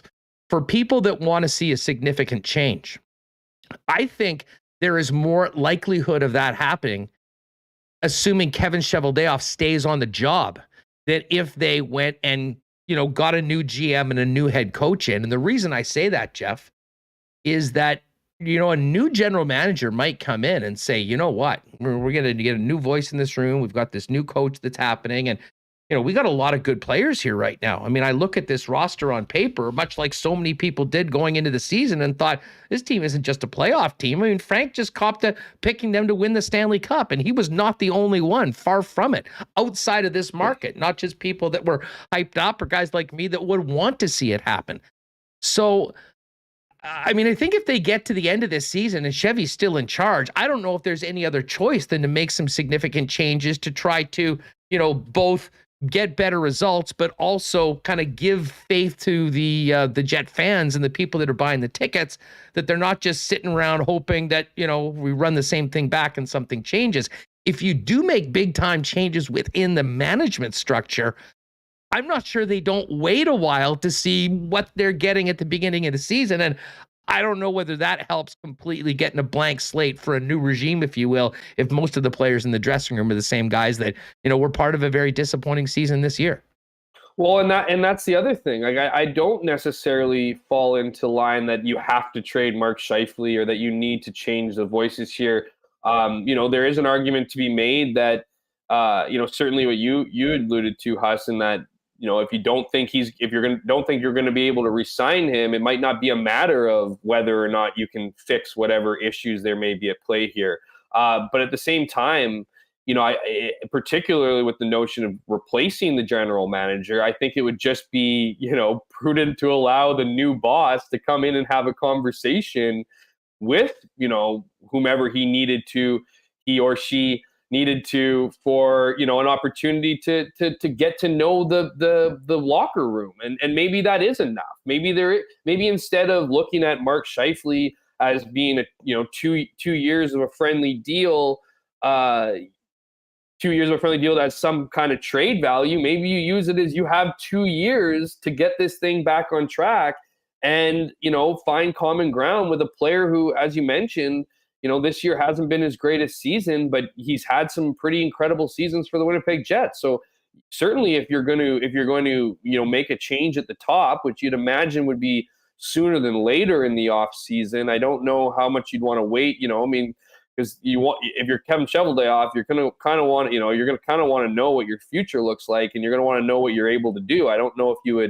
you're planning on letting go your GM, you probably don't want them making a lot of decisions, including this trade deadline here in the next couple of weeks. Now, do I feel like, Mark Chipman's going to put a pause on Kevin Cheveldayoff's moves if he wants to make them? No, I don't in the next couple of weeks. But it certainly will be an interesting situation with who does take over. And again, just to reiterate, if you do find somebody new, they're going to want an opportunity to not just, they're going to want an opportunity to figure out what's going on in the locker room, figure out, where the heads are at of the leaders. And of course, Mark Scheifele is a leader on this team. He wears a letter. Blake Wheeler as well. It's just, it'll be interesting to see what kind of philosophy that the Jets are looking for in a new leader. And then having that new leader, if in the event a new leader comes in, how they want to, how they see the best, path forward for the Jets is. And I think that just adds again to what should be a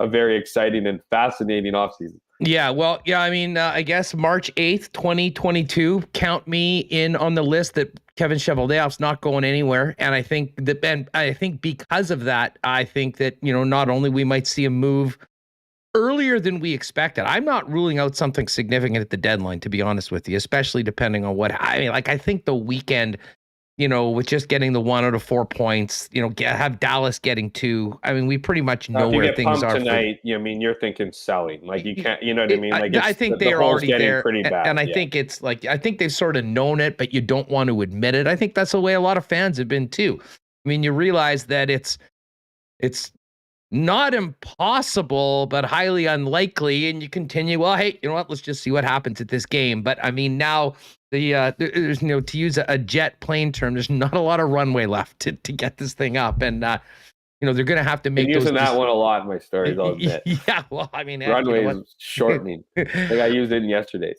And so here, the short-term question for you, Kopp.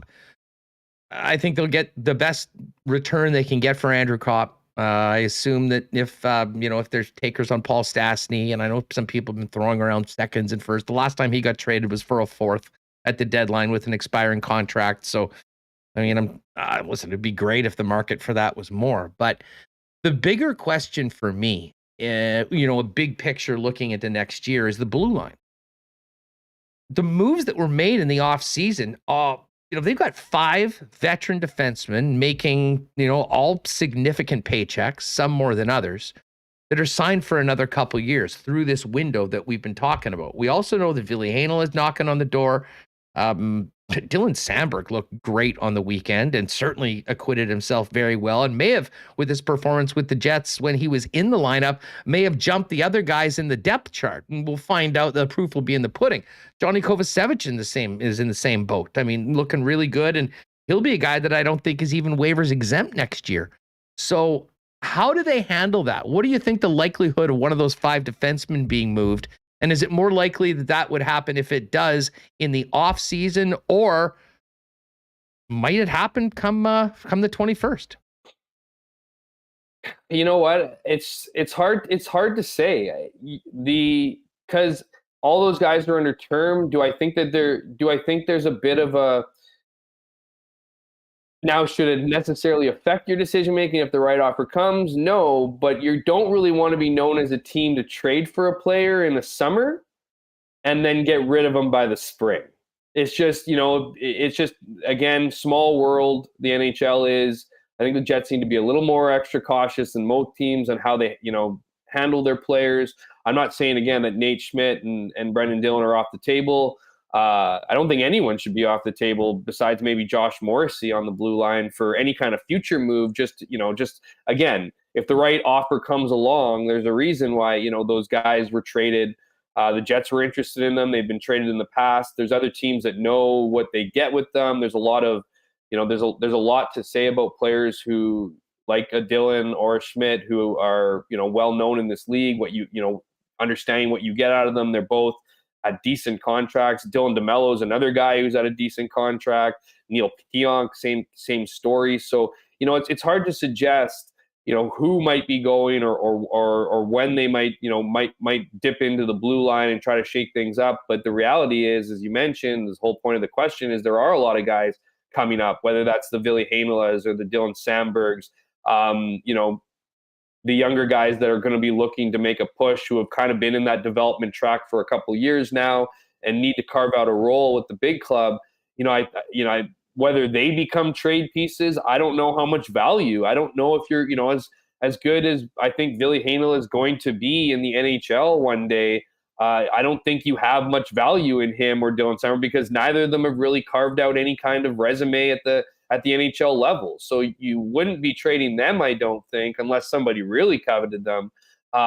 So I think it would just leave you, just given your numbers, to look and peek elsewhere. And the other thing too is you might want to be retooling. I use the word retool because it's not a rebuild. In looking at some of the contract stuff, some of these guys, even though they're on not horrible contracts, they're higher than what Ville Heinola and Dylan Sandberg are making. And both those guys have, you think that they would be ready to make the jump by next season for sure. So I think you have to consider that. You have to kind of you have to see what you got there too. And then whether you want to call it unfortunate or not, the Jets have 5 notable contracts locked into their top 5. The lone man out essentially being, Logan Stanley and Nathan Boyo, who've been kind of swapping out of that 6th spot. So you do have, and those guys are on terms. So you do have what teams are looking for out of trading for players. So you wonder, it'll be interesting to see, we talk about decision making. It'll be interesting to see that if they do, and I'm not arguing that they should or shouldn't. Actually, I'd probably be more so on the line that they should, dip into the blue line and try to, reconfigure things out to make room for those guys. It'll be interesting to see who they choose. And I don't know that will be up to them. I think that will be up to the market and who they're fielding calls from and who likes which player. And so I think that might be the ultimate indicator here on what happens with the blue line, not just possibly this trade deadline, but certainly this summer. Yeah, no doubt about that. Away from potential moves and whatnot, listen, this has been a tough time, and Wheeler and Scheifele are the central figures, and they're, have to answer questions, and they do it the way that they have. I've been fascinated to hear Nikolai Ehlers speak recently and Pierre-Luc Dubois speak, frankly, throughout the entire season, not to mention the way that he has responded in times of adversity when, to be honest, not a lot of other players have been leading the way, shall we say.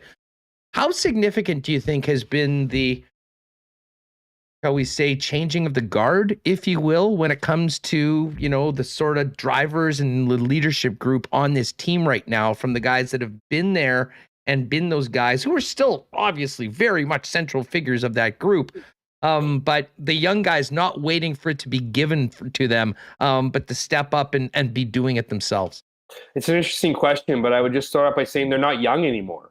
That's the whole point. Well, I guess right? Younger Nick compared Ehlers, to the guys that are 100%. Those guys. But yeah. When you look at when you look at this group years ago, when the Nick Ehlers were getting drafted, even like the Mark Scheifele's and the Kyle Connors and Jack Roslovic before that, and Josh Morrissey and the younger guys, it was kind of when the NHL has an interesting hierarchy, and it's not like that in every dressing room, but it's certainly like that. Certainly was like that in Winnipeg's dressing room, where the older guys ran the room. And, the whole passing of the torch or finding new voices didn't really exist. And you saw, you kind of saw that early on with, Nick Ehlers was always a pretty good interview, but, he was very careful with what he said. Mark Scheifele, same story. Kyle Connor has certainly, kind of come out of his shell in recent years and has been more of a vocal leader. You look at, but you even look at not even just the young guys. You look at guys like Nate Schmidt and Brendan Dillon, the guys we talked about.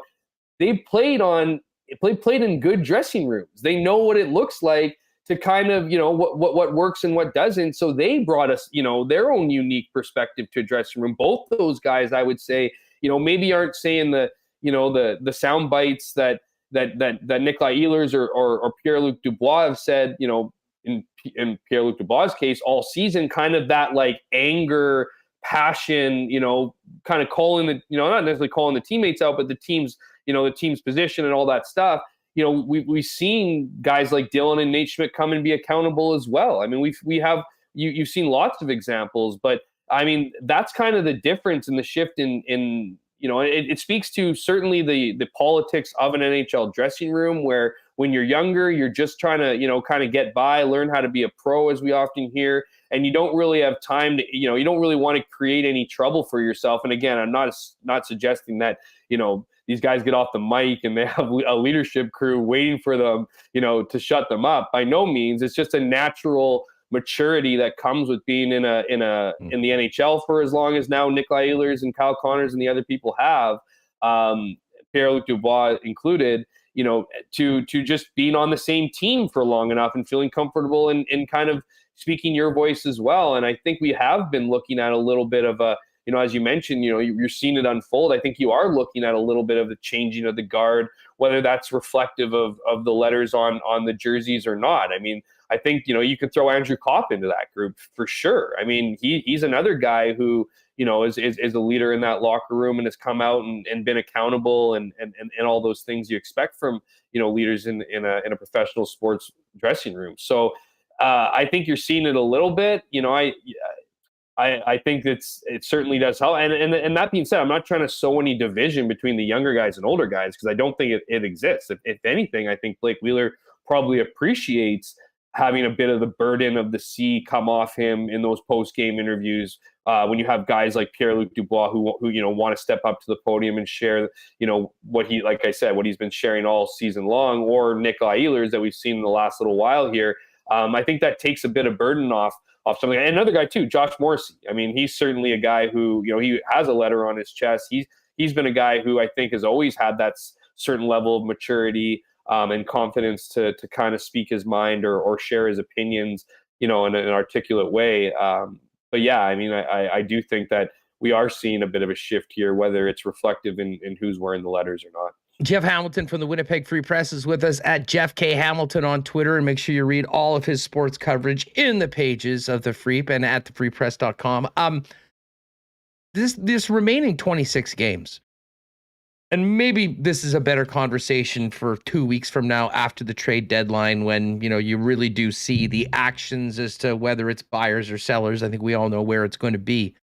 But, once you get past that point, and when it's pretty clear that, from outside of a Hamburglar type run of winning 19 of your last 20, you're not getting in.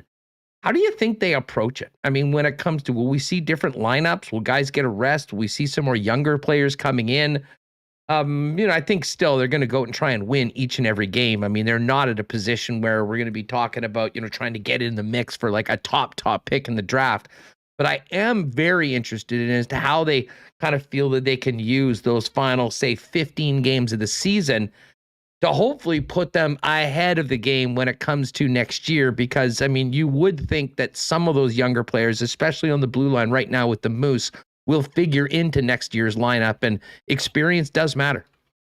Yeah, I'm 100% positive that if the Jets get eliminated or are out of the playoffs, that you're going to see Ville Heinola back with the team. You're going to see Dylan Sandberg playing. You're going to see Declan Chisholm playing. You're going to see Johnny Kovacevic playing.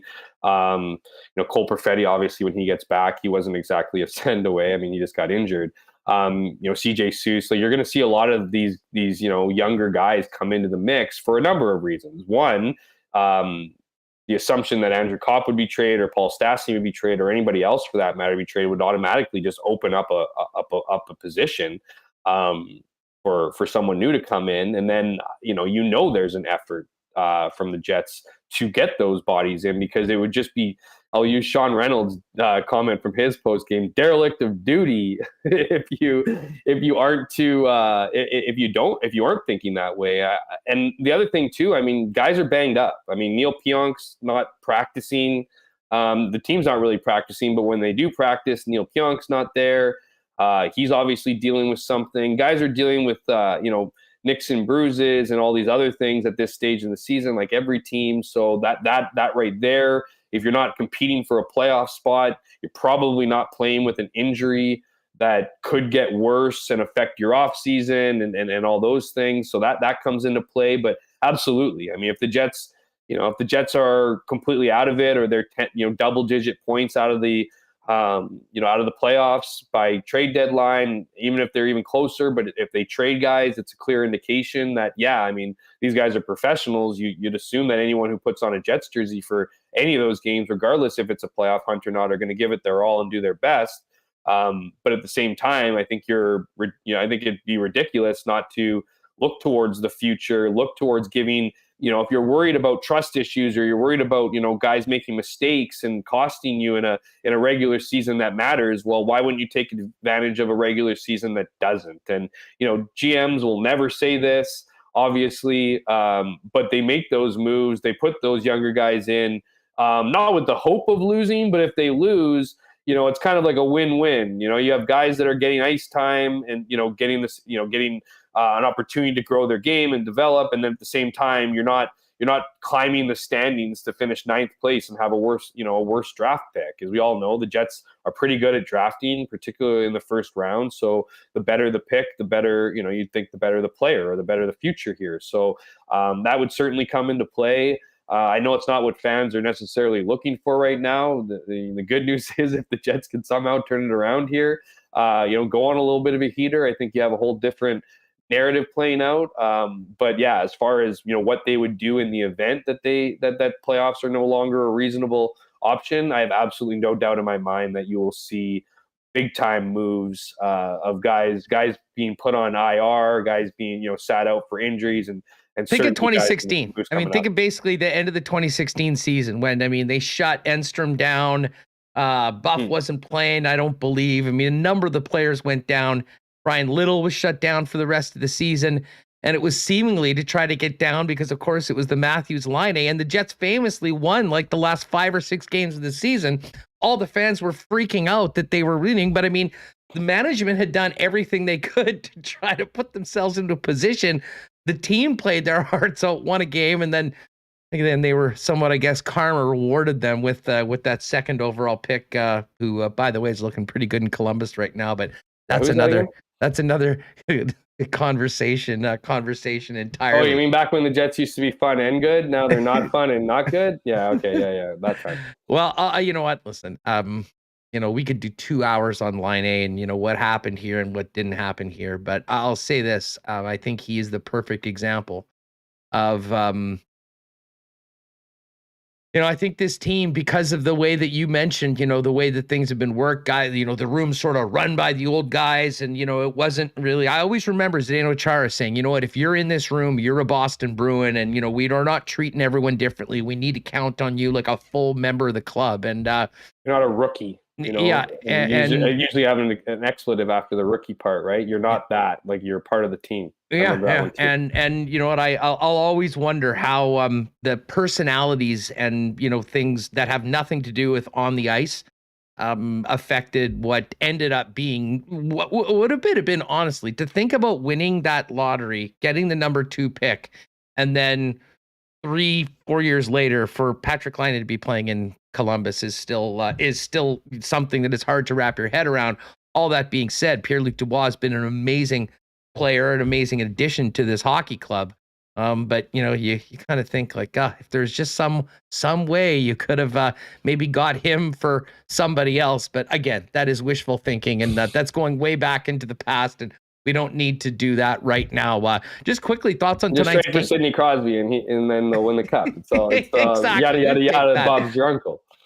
Just quickly, tonight's game. I get a chance. We haven't seen Tampa in forever here. Back-to-back champs, and listen, I'm sure this team or Winnipeg is going to come out and still trying to show that many other people might think that it's done, but they believe in it. And hey, you want to give people some small sliver of hope? Go out and play your ass off and beat one of the top teams in the NHL, I guess, huh? And that's the way I view it. I mean, that's the way the Jets have to view it. 2 points are the same no matter who you beat. But if you can somehow beat the back-to-back Stanley Cup champions who you haven't seen in 2 years, there's no doubt that it injects a bit more confidence into your locker room. And then get out on the road, which I think will be good for this team.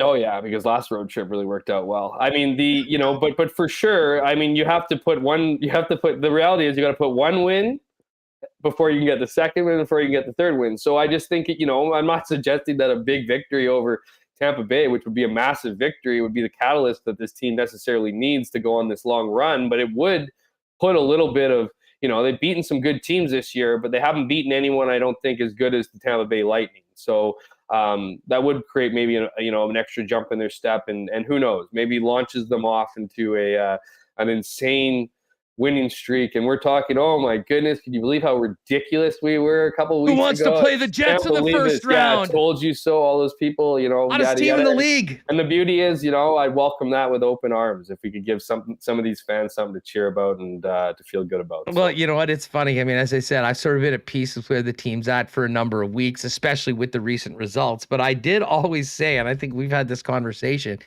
if somehow the Jets caught fire and did what they had to do to get to the playoffs, just by definition of how steep the hill is, they would literally be the hottest team in the NHL going into the playoffs. Well, that's the good news, right? If they can actually make the playoffs, if they actually can do it, they'll be one of the hottest clubs going into the playoffs. And who knows? Who knows? Future champions. 18 of 20 heading into it. Everyone gets an extension. Everybody.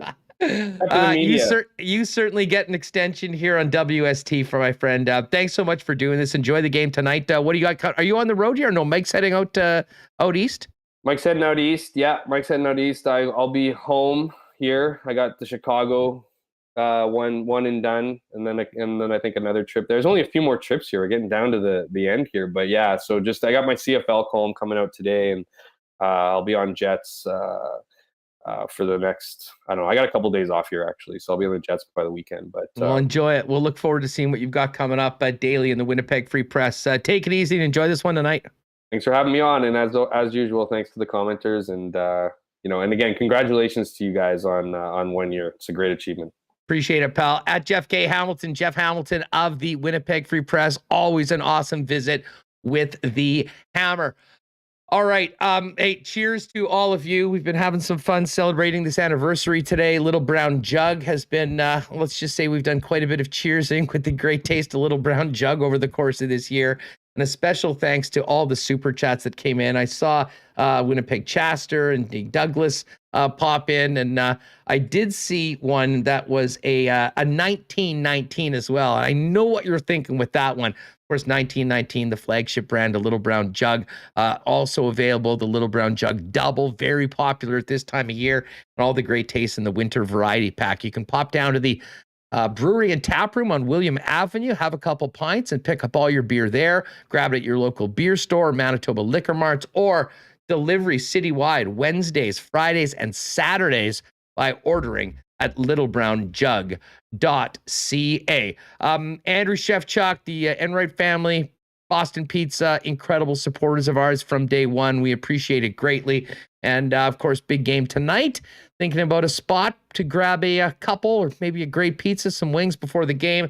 Of course, Boston Pizza City Place is there for you. Our great friend Crystal, who took such good care of us all those years doing the pregame shows there with 1290, will take care of you and her wonderful staff. And if you're not going downtown today, pop by your local Boston Pizza Lounge for the game, or order online at bostonpizza.com. Check out those game day deals for home delivery for tonight's game as well.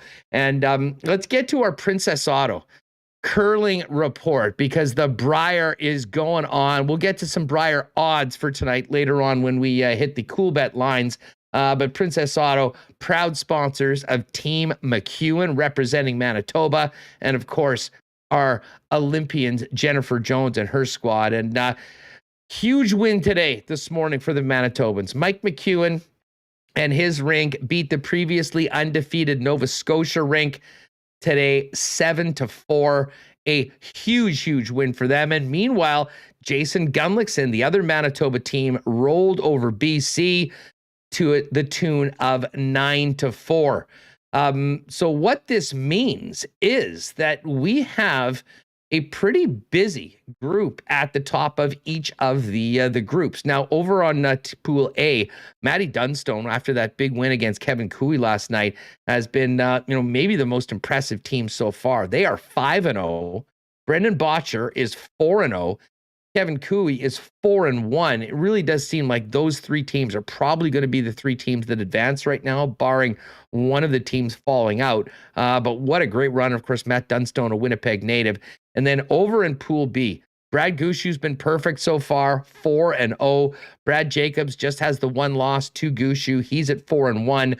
And then you've got really three teams battling for that third and final playoff spot. Nova Scotia, Manitoba, and Jason Gunlickson. Gunner is 3-2. Mike McEwen and Nova Scotia are both 3-1. McEwen, of course, just beat Nova Scotia, was put them in a good spot.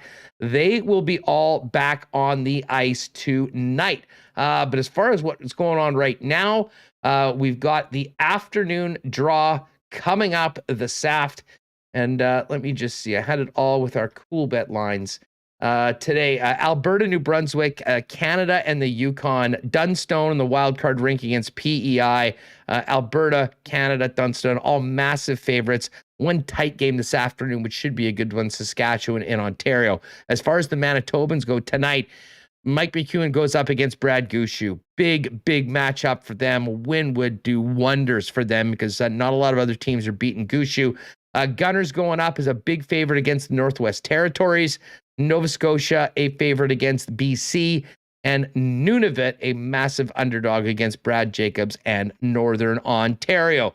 We'll continue to follow the Briar on our Princess Auto curling reports throughout the week and into next week to discuss it all. And in the meantime, you know that Princess Auto, in addition to supporting curling and Mike McEwen's team in our community, is the place where you'll find the best deals on the most unique assortment of tools and equipment around. Everything you need to complete the projects on your list or start something new is at Princess Auto. You can check them out at one of two local locations. Of course, they're family-owned, nationwide, headquartered right here in Winnipeg. And you can also shop online 24/7, 365 at princessauto.com. All right, let's get Michael Remis back in here. Remo, we had a great time talking to Frank, and certainly Jeff's always one of our favorites to have on the program. But there was so much going on. I did miss some of the super chats, and just wanted to thank everyone for their support that's been coming in today on the big anniversary of WST. Yeah, this has been a crazy amount of support that we've seen on Twitter. We had an anniversary tweet, had a nice looking graphic made for us. We're seeing so many super chats. So thank you so much. We really appreciate all the support from everyone. This has been a fun, a fun day today, marking 1 year. And yeah, overwhelmed by the support from the sponsors as well. I mean, I wasn't sure if we could get any to start. So, we wouldn't have been able to even do this if it weren't for the guys who jumped on at the beginning. So this has been, been an incredible day. The best part about it is, from my perspective, and I mean, anyone that's done this sort of work before, where you're building relationships and building sponsors, is that, as hard as it is to get people on, the most important thing is to keep them. And the continued support from everyone, far beyond the initial commitment, and the reaction that they've had from all of you, is the reason why they're still with us. So that's a huge part of it as well. Hey, speaking of sponsors, I know DQ Nick got a nice message from DQ Nick earlier today, and he has done. Should we do a Wheel of Winners at the end of the program after we do Coolbet Lines, or did you want to do a special marble race? Oh, people are asking for an anniversary marble race for a DQ cake. Okay, I'm in. You know what? I'm gonna be able to even look into the tickle trunk and see if we can add a few things. So there you go, folks.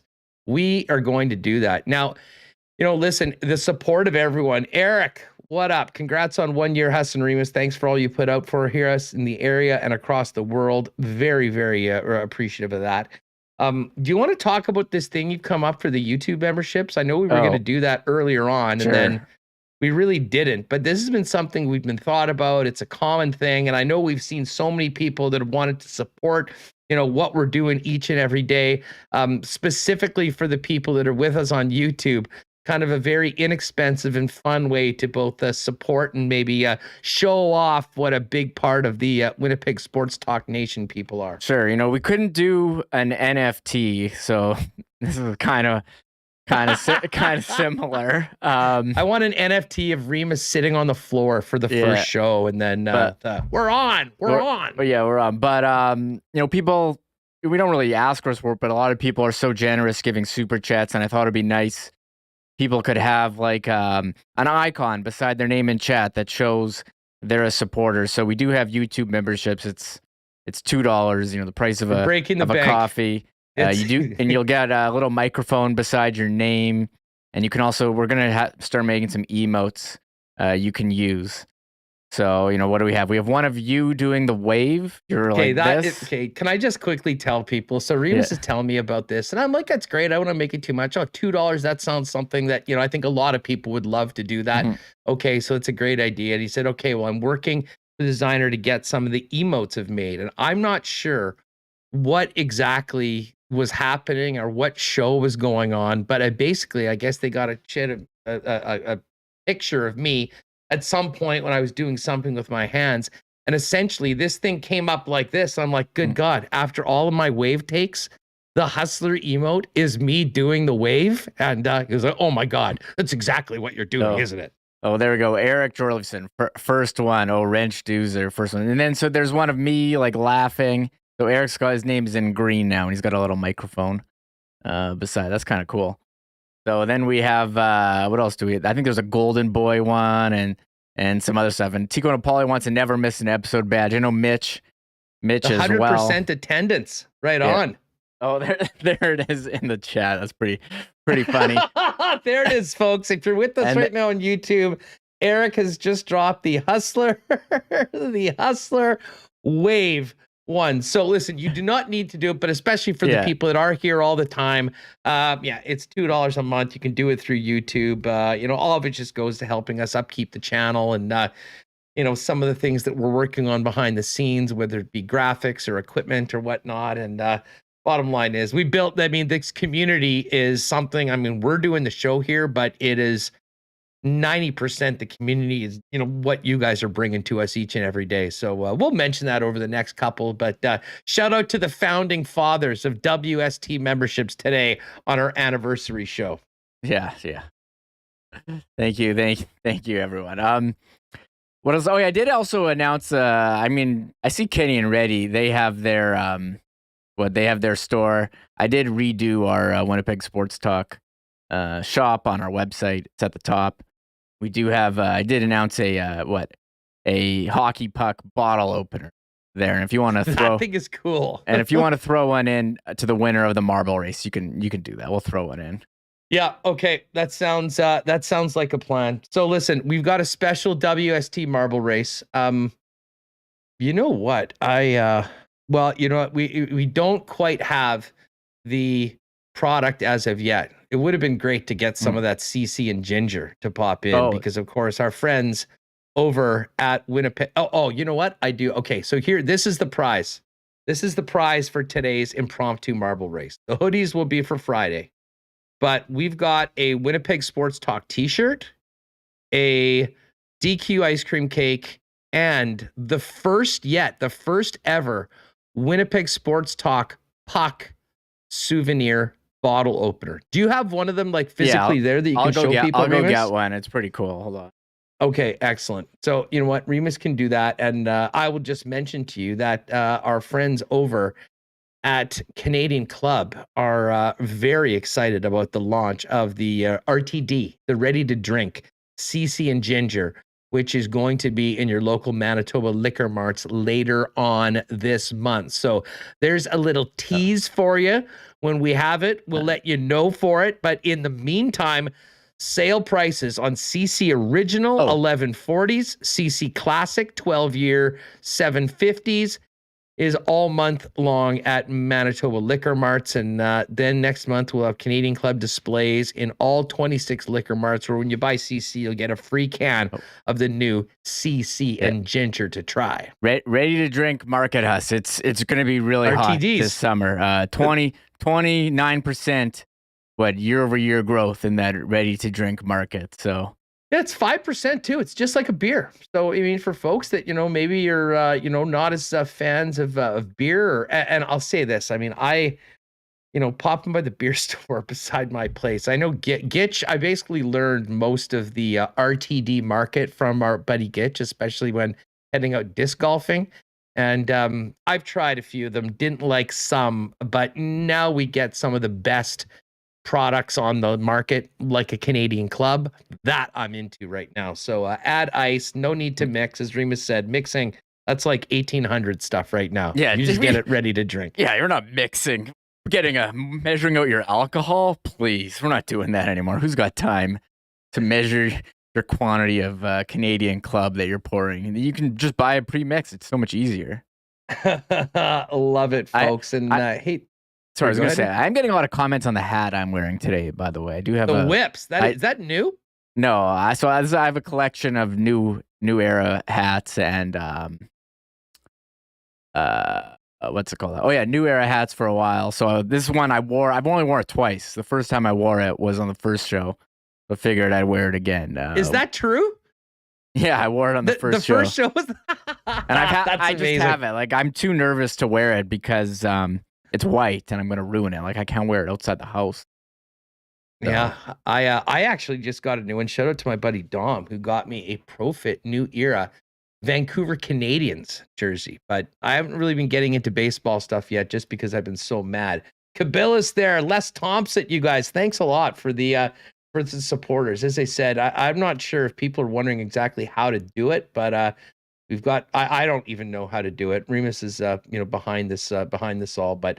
Bartholomew, D. Kingsley, this is really great. We so appreciate all the support from everybody. And if you want to be able to use the cute little emotes that we're coming up with and just support the chat, I'll have to come up.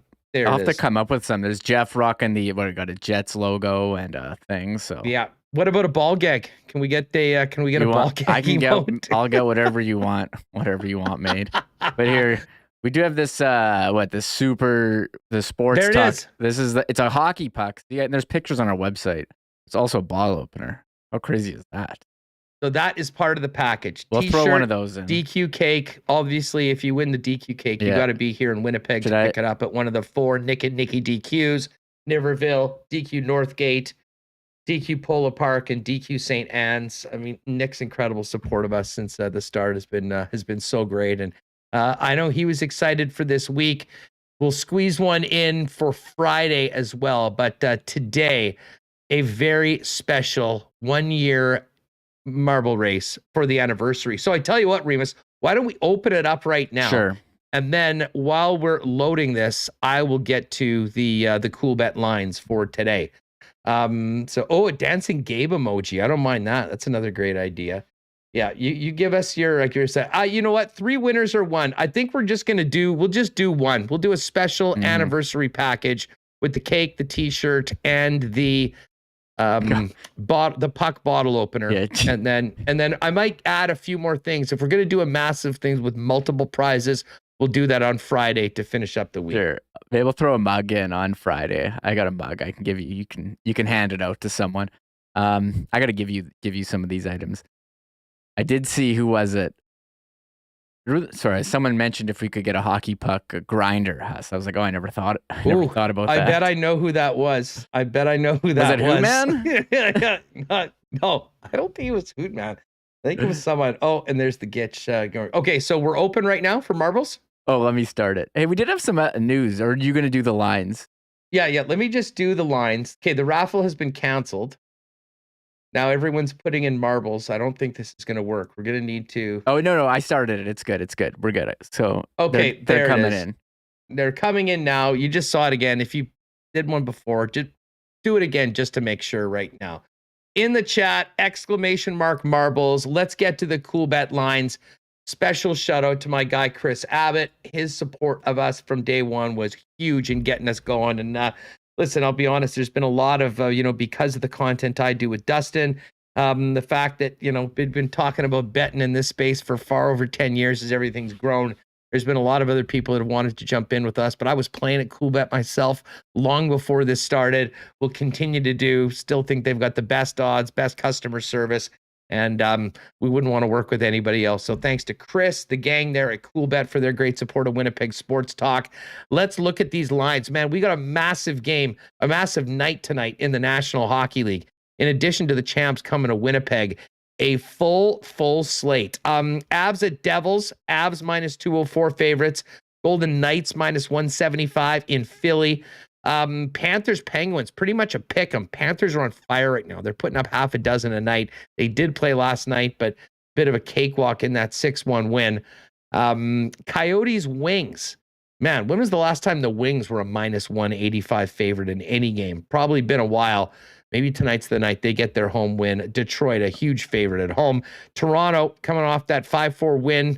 Exciting game yesterday against the Blue Jackets. They're minus 270 at home against the Kraken. The Minnesota Wild, the struggling Minnesota Wild, minus 169. That number's gone up. I was all over the Rangers. And then I heard that they're starting Georgiev as opposed to Shesterkin. So cooled on that one a little bit. Central Division matchup between the Stars and the Preds. Preds, minus 128 favorite at home. Blues, big minus 244 favorite against the Senators. And the Winnipeg Jets, home dog tonight, folks. I don't know. You still got faith? Plus 137 for the Jets to win. Tampa, minus 161. Two other games, 7:30 start. Ducks and Blackhawks from Chicago.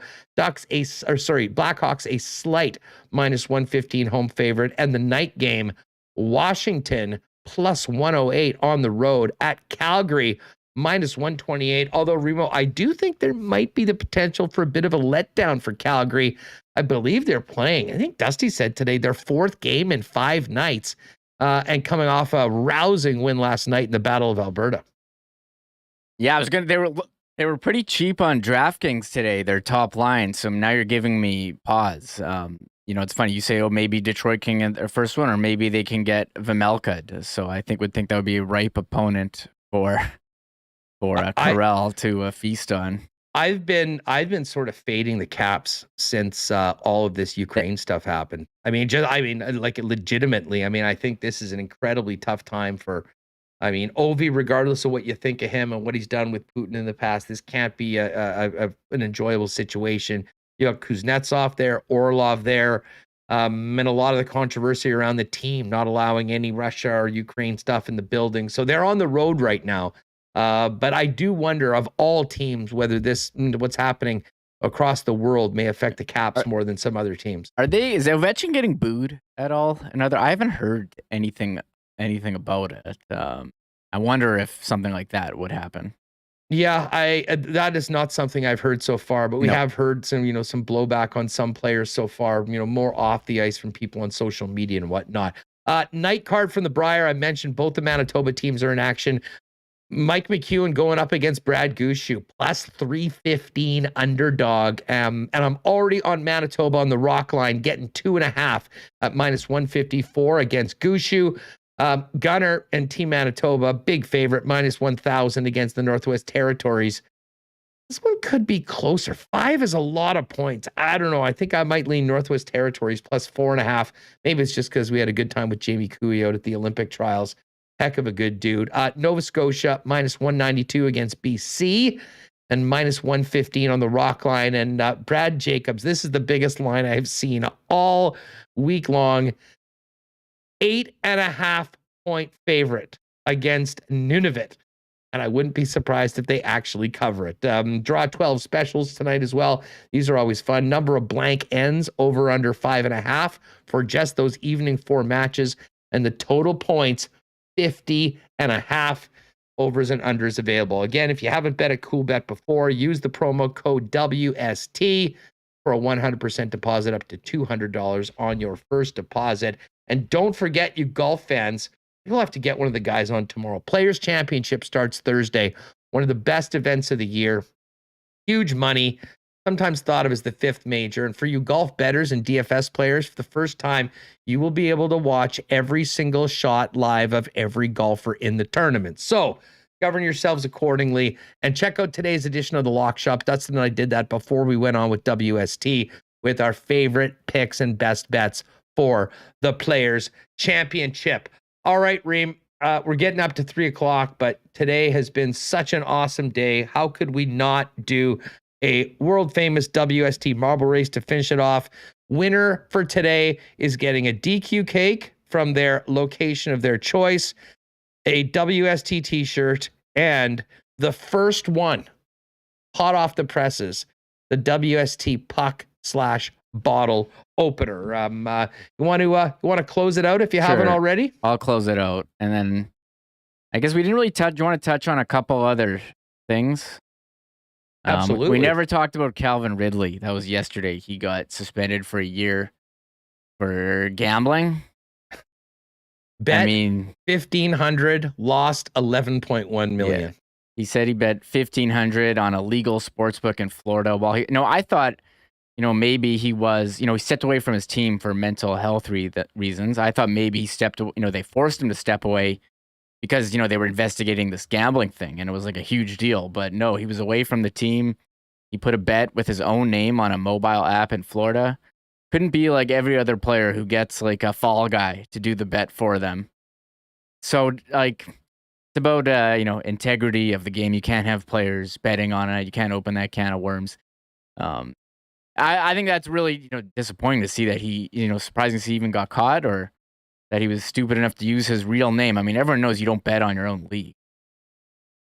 So. It's unbelievable. I mean, I heard O-Dog talking about it on Overdrive, and he said, he'd have people that would come up, like friends of his, saying, "Hey, what's Ron Francis? How's Ron Francis feeling tonight? Do you think he might be in the game? How you guys feeling?" And he's like, "Never ask me that again, ever." Because, you get your backup on it because the guys in the suits come in and, they're very clear about what you can and cannot do. And anything to do with gambling on a league that you're involved in is an absolute no-no. And listen, I don't know how much that 8-game parlay that Ridley was betting on was worth, but I guarantee you it wasn't 11 million. So it's a major, major L. And we'll see what happens with that. I know Gregory was asking, we did kind of hit on a bunch of the NFL talk at the beginning of the show. I mean, because that news was breaking right away. But if you joined us a little late, Aaron Rodgers is back with the Packers for another 4 years. You're going to be able to franchise Devontae Adams. So, I mean, a huge day for Packer fans. But the other domino that fell after that was the Denver Broncos trading a big package, including a couple first-round picks, Drew Lock, Noah Fant, to the Seattle Seahawks for Russell Wilson. And the quarterbacking in that AFC West, Rima, I mean, Derek Carr, who had a really, really good season, probably the 4th out of 4 starting QBs right now. You got Justin Herbert, Russell Wilson, and Patrick Mahomes all in the same division. It's gonna be wild, and I'm fascinated to see what this means for Seattle going forward. Pete Carroll's future, is this a complete rebuild? And I can't wait for the comments from Tyler Lockett and DK Metcalf when they get a microphone put in front of them. Man, I mean, I have to think DK Metcalf's fantasy stock going way down. I think it's kind of sad the way that it worked out for Russell. They seem to be going so well, but I'm not too sure what happened, but it seemed like there was a rift between him and the coaching staff. So, it's going to be weird seeing Russell Wilson in a Denver uniform. But I saw Jerry Jeudy, Broncos receiver, tweeting out he is super pumped up already. So I think that AFC West, man, you got Herbert, Mahomes. You said Derek Carr. I mean, the Raiders made the playoffs last year barely. So that is an even tougher division right now. Yeah, good luck on a wild card, Russ. Welcome to the AFC West. It's going to be an interesting offseason, and there's a lot going on in the NFL now. Basically everything, the rubber's hitting the road with these decisions right now. A number of contracts getting restructured for day one of the league year. and then we'll get into some draft talk. We'll have to get Andy Mack on the next couple days to talk about this stuff too. It was the only quiet week of the season, really, in the NFL was last week, and that is not happening anymore. And hey, one other thing, Remis, that we should absolutely do and recognize is International Women's Day today. Yeah, forgot to mention that, yeah. Listen, we were so excited about the anniversary. I really did want to do this off the top of the program. But a lot of special ladies that join us almost every day here. I think of Phyllis. I think of Tracy. I think of our girl Taylor, who I know is working now and doesn't often get here as much live as normal. Yep. But just sorry. You continue. Sorry. Yeah, and just amazing members of our community. And yeah, of course, this is a sports show, and the numbers will tell you we skew male, but we love the contributions of the women. And one of the other things that I kind of wanted to get to yesterday. I mean, Remo, I'm a huge tennis fan.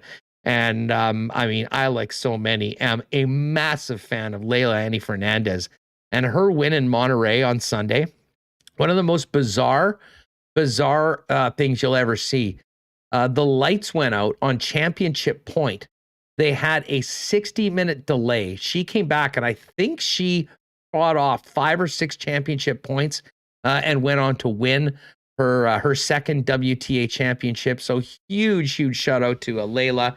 But you know what? When we're talking sports, I'm happy to say that some of our best stories this entire year we've been doing the program have been women's sports. And don't forget who was the one telling you right at the beginning of the Olympics that you were nuts if you weren't getting up when you had to watch our Canadian women's soccer team led by Winnipeg's Des Scott, one of my all-time favorites and one of the best interviews we've ever had on this program.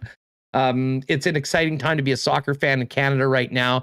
And the women of Team Canada have been the trailblazers, respect to Christine Sinclair, all of the champions, the gold medals, and of course, Winnipeg's Des Scott. So the sports world is for everyone. Winnipeg Sports Talk is for everyone. And a special thank you to all the women that have contributed and made us a part of this past year. Yeah, shout out to Phyllis, gave us a generous super chat. Thanks, Phyllis. Earlier as well. And yeah, we had to mention that. And again, I'm not up to date, with all the international days. Seems to be a big thing on social media. I get caught by it every morning. I'm like, oh, what is this? But I mean, International Women's Day is a little different than, there seems to be a day every day, but, especially in sports. And I know that, we've got, not sure whether today might be the gender equality game. I think the Jets are calling it, but I did see a picture of, all the female staff members of True North out on the ice today. And of course, I'll, give a stick tap to Norva Riddell, who was a former client of mine and then a boss of mine for a number of years. And she's been just an incredible leader in that organization and for women, getting into the sports community, and is really a mentor for so many young women that, were trying to do many of the things that I was thinking that I wanted to do when I started there, way back when. So, there's a lot of trailblazers, a lot of, listen, it shouldn't matter what sex you are, where you're from, what you look like when it comes to working or doing a great job. It's about the product and the substance. And Norva and all those women at True North doing a great job. And, great to see all these stories throughout today, Remis, as we find out more about the recognition of International Women. Yes. Very, very well said, Hus. Hit the nail on the head. I see Mike Wynn dropping Big Anthem. That might be our favorite Bev dropping it tonight, Mike? Give us a confirm in the chat. Yeah, listen, I was going to ask you, I know it's not Friday. Am I playing the marble race theme, or is that a Friday? It's marbles. I mean, absolutely. I mean, maybe some people haven't seen this before. Normally, folks, this is special occasions, the 1-year anniversary. Normally, this only happens on Friday at the end of the week. But with the incredible support we've had from all of you, we figured, what the heck? Let's fire up the marbles today. And when we're doing marbles, speaking of women, Candace Jane, another great regular with us, who I think did much of the animation, and our guy Tristan Rivers, the muse of the marbles theme of WST. Okay, let me get it ready. Oh, yeah, and before we go, I do want to add that we also have Winnipeg Ice tickets to give away. We're giving away tickets to Saturday's game against Brandon. Go to our website, winnipegsportstalk.com, click on contest. You can enter the contest there and, put your email in. You can do a couple other things. Check out our social medias, get you some bonus entries, and we'll give those away Friday morning. People want to hear this marbles theme. And I do want to say one thing. We joked about this yesterday because people have complained to me that the marble theme is too loud and it wakes up people, when they're listening at work. And I commented actually that, I often fall asleep with headphones in my ear, and sometimes I've woken up at like 3 a.m. and I listen to podcasts and it just like rotates through all the podcasts, and I'll wake up at 4 a.m. or something to hearing the intro to this show. So I did bump it down, and I told you this story and you told me, yes, that has happened to me as well. So I want to give an apology to anyone who's been woken up by our intro while falling asleep to podcasts. Multiple times a week, I'll be listening to whatever, and then all of a sudden we'll get it. And shout out to our old boss, Carney, who helped us with the intro. And it sometimes is a bit jarring. So we will try to adjust the levels a little bit. But hey, buckle up. Here's the Marbles intro because we're doing a special anniversary marble race on WST.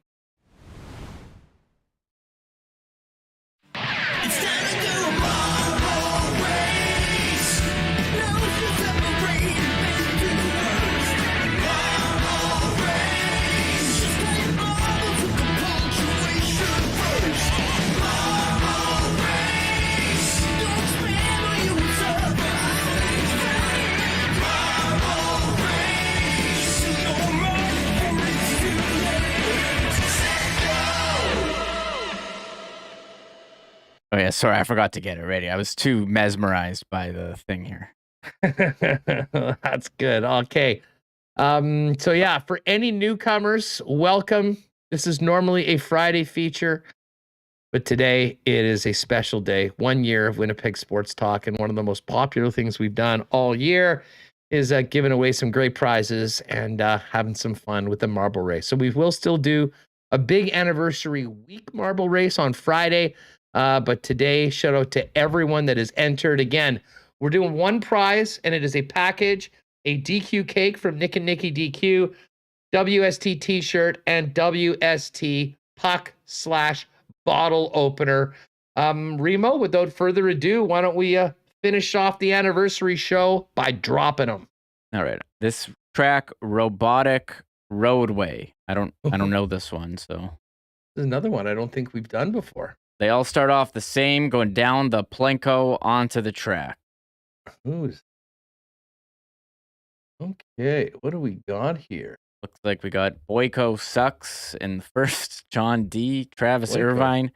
Travis Irvine, not related to Chris Irvine. I already asked him. Oh, did you confirm that? I Did you confirmed confirm that. Yeah, that's Travis is looking pretty good right now, although this is one of those weird, you never know which route you're taking, which is the best one, but it looks like we've got a lot of guys into the funnel right now. Now it's a matter of who can find the hole first. I think somebody just hit the hole on the fly, actually, and went right down. That was big. Oh, we've got Bartholomew. We've got a couple eliminations. Travis Irvine, don't get hit by the thing. Travis is in the lead. Who else is in there? I think Ryan by Jay is in the mix right now.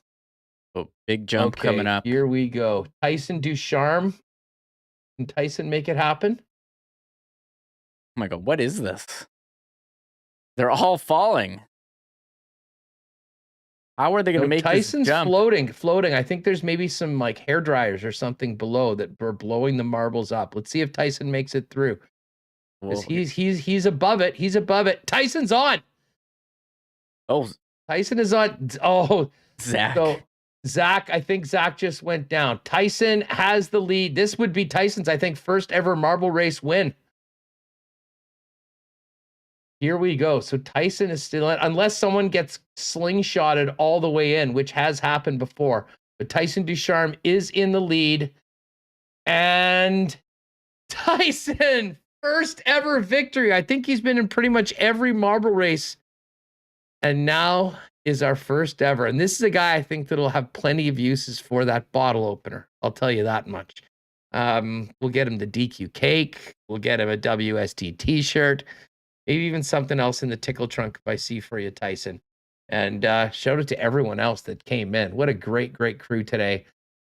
been a super fun show. What it should be a fun show, Remo. It's been a fun year. And I'll tell you what, thanks to our sponsors, thanks to everyone that's in with us each and every day, we are just getting going. I know at some point we'll figure out a way to get you a day off or two.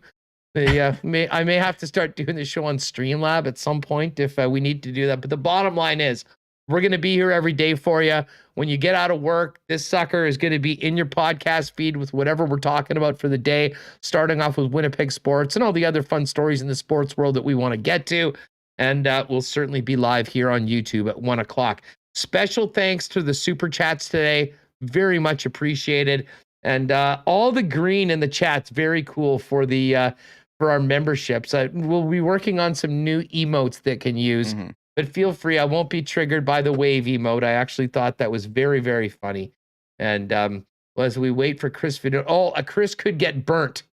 I think this is what's going to happen. Chris got burnt. What happens when you take too long? You don't make it out. But there we are. Tyson Ducharme, Sean 3T, Greg M, Key, Moose 3, Doug Phil, the nice performance, Comet, Derek Schmidt, Ernie Thiessen. Ernie's been good in the past, and Rambler.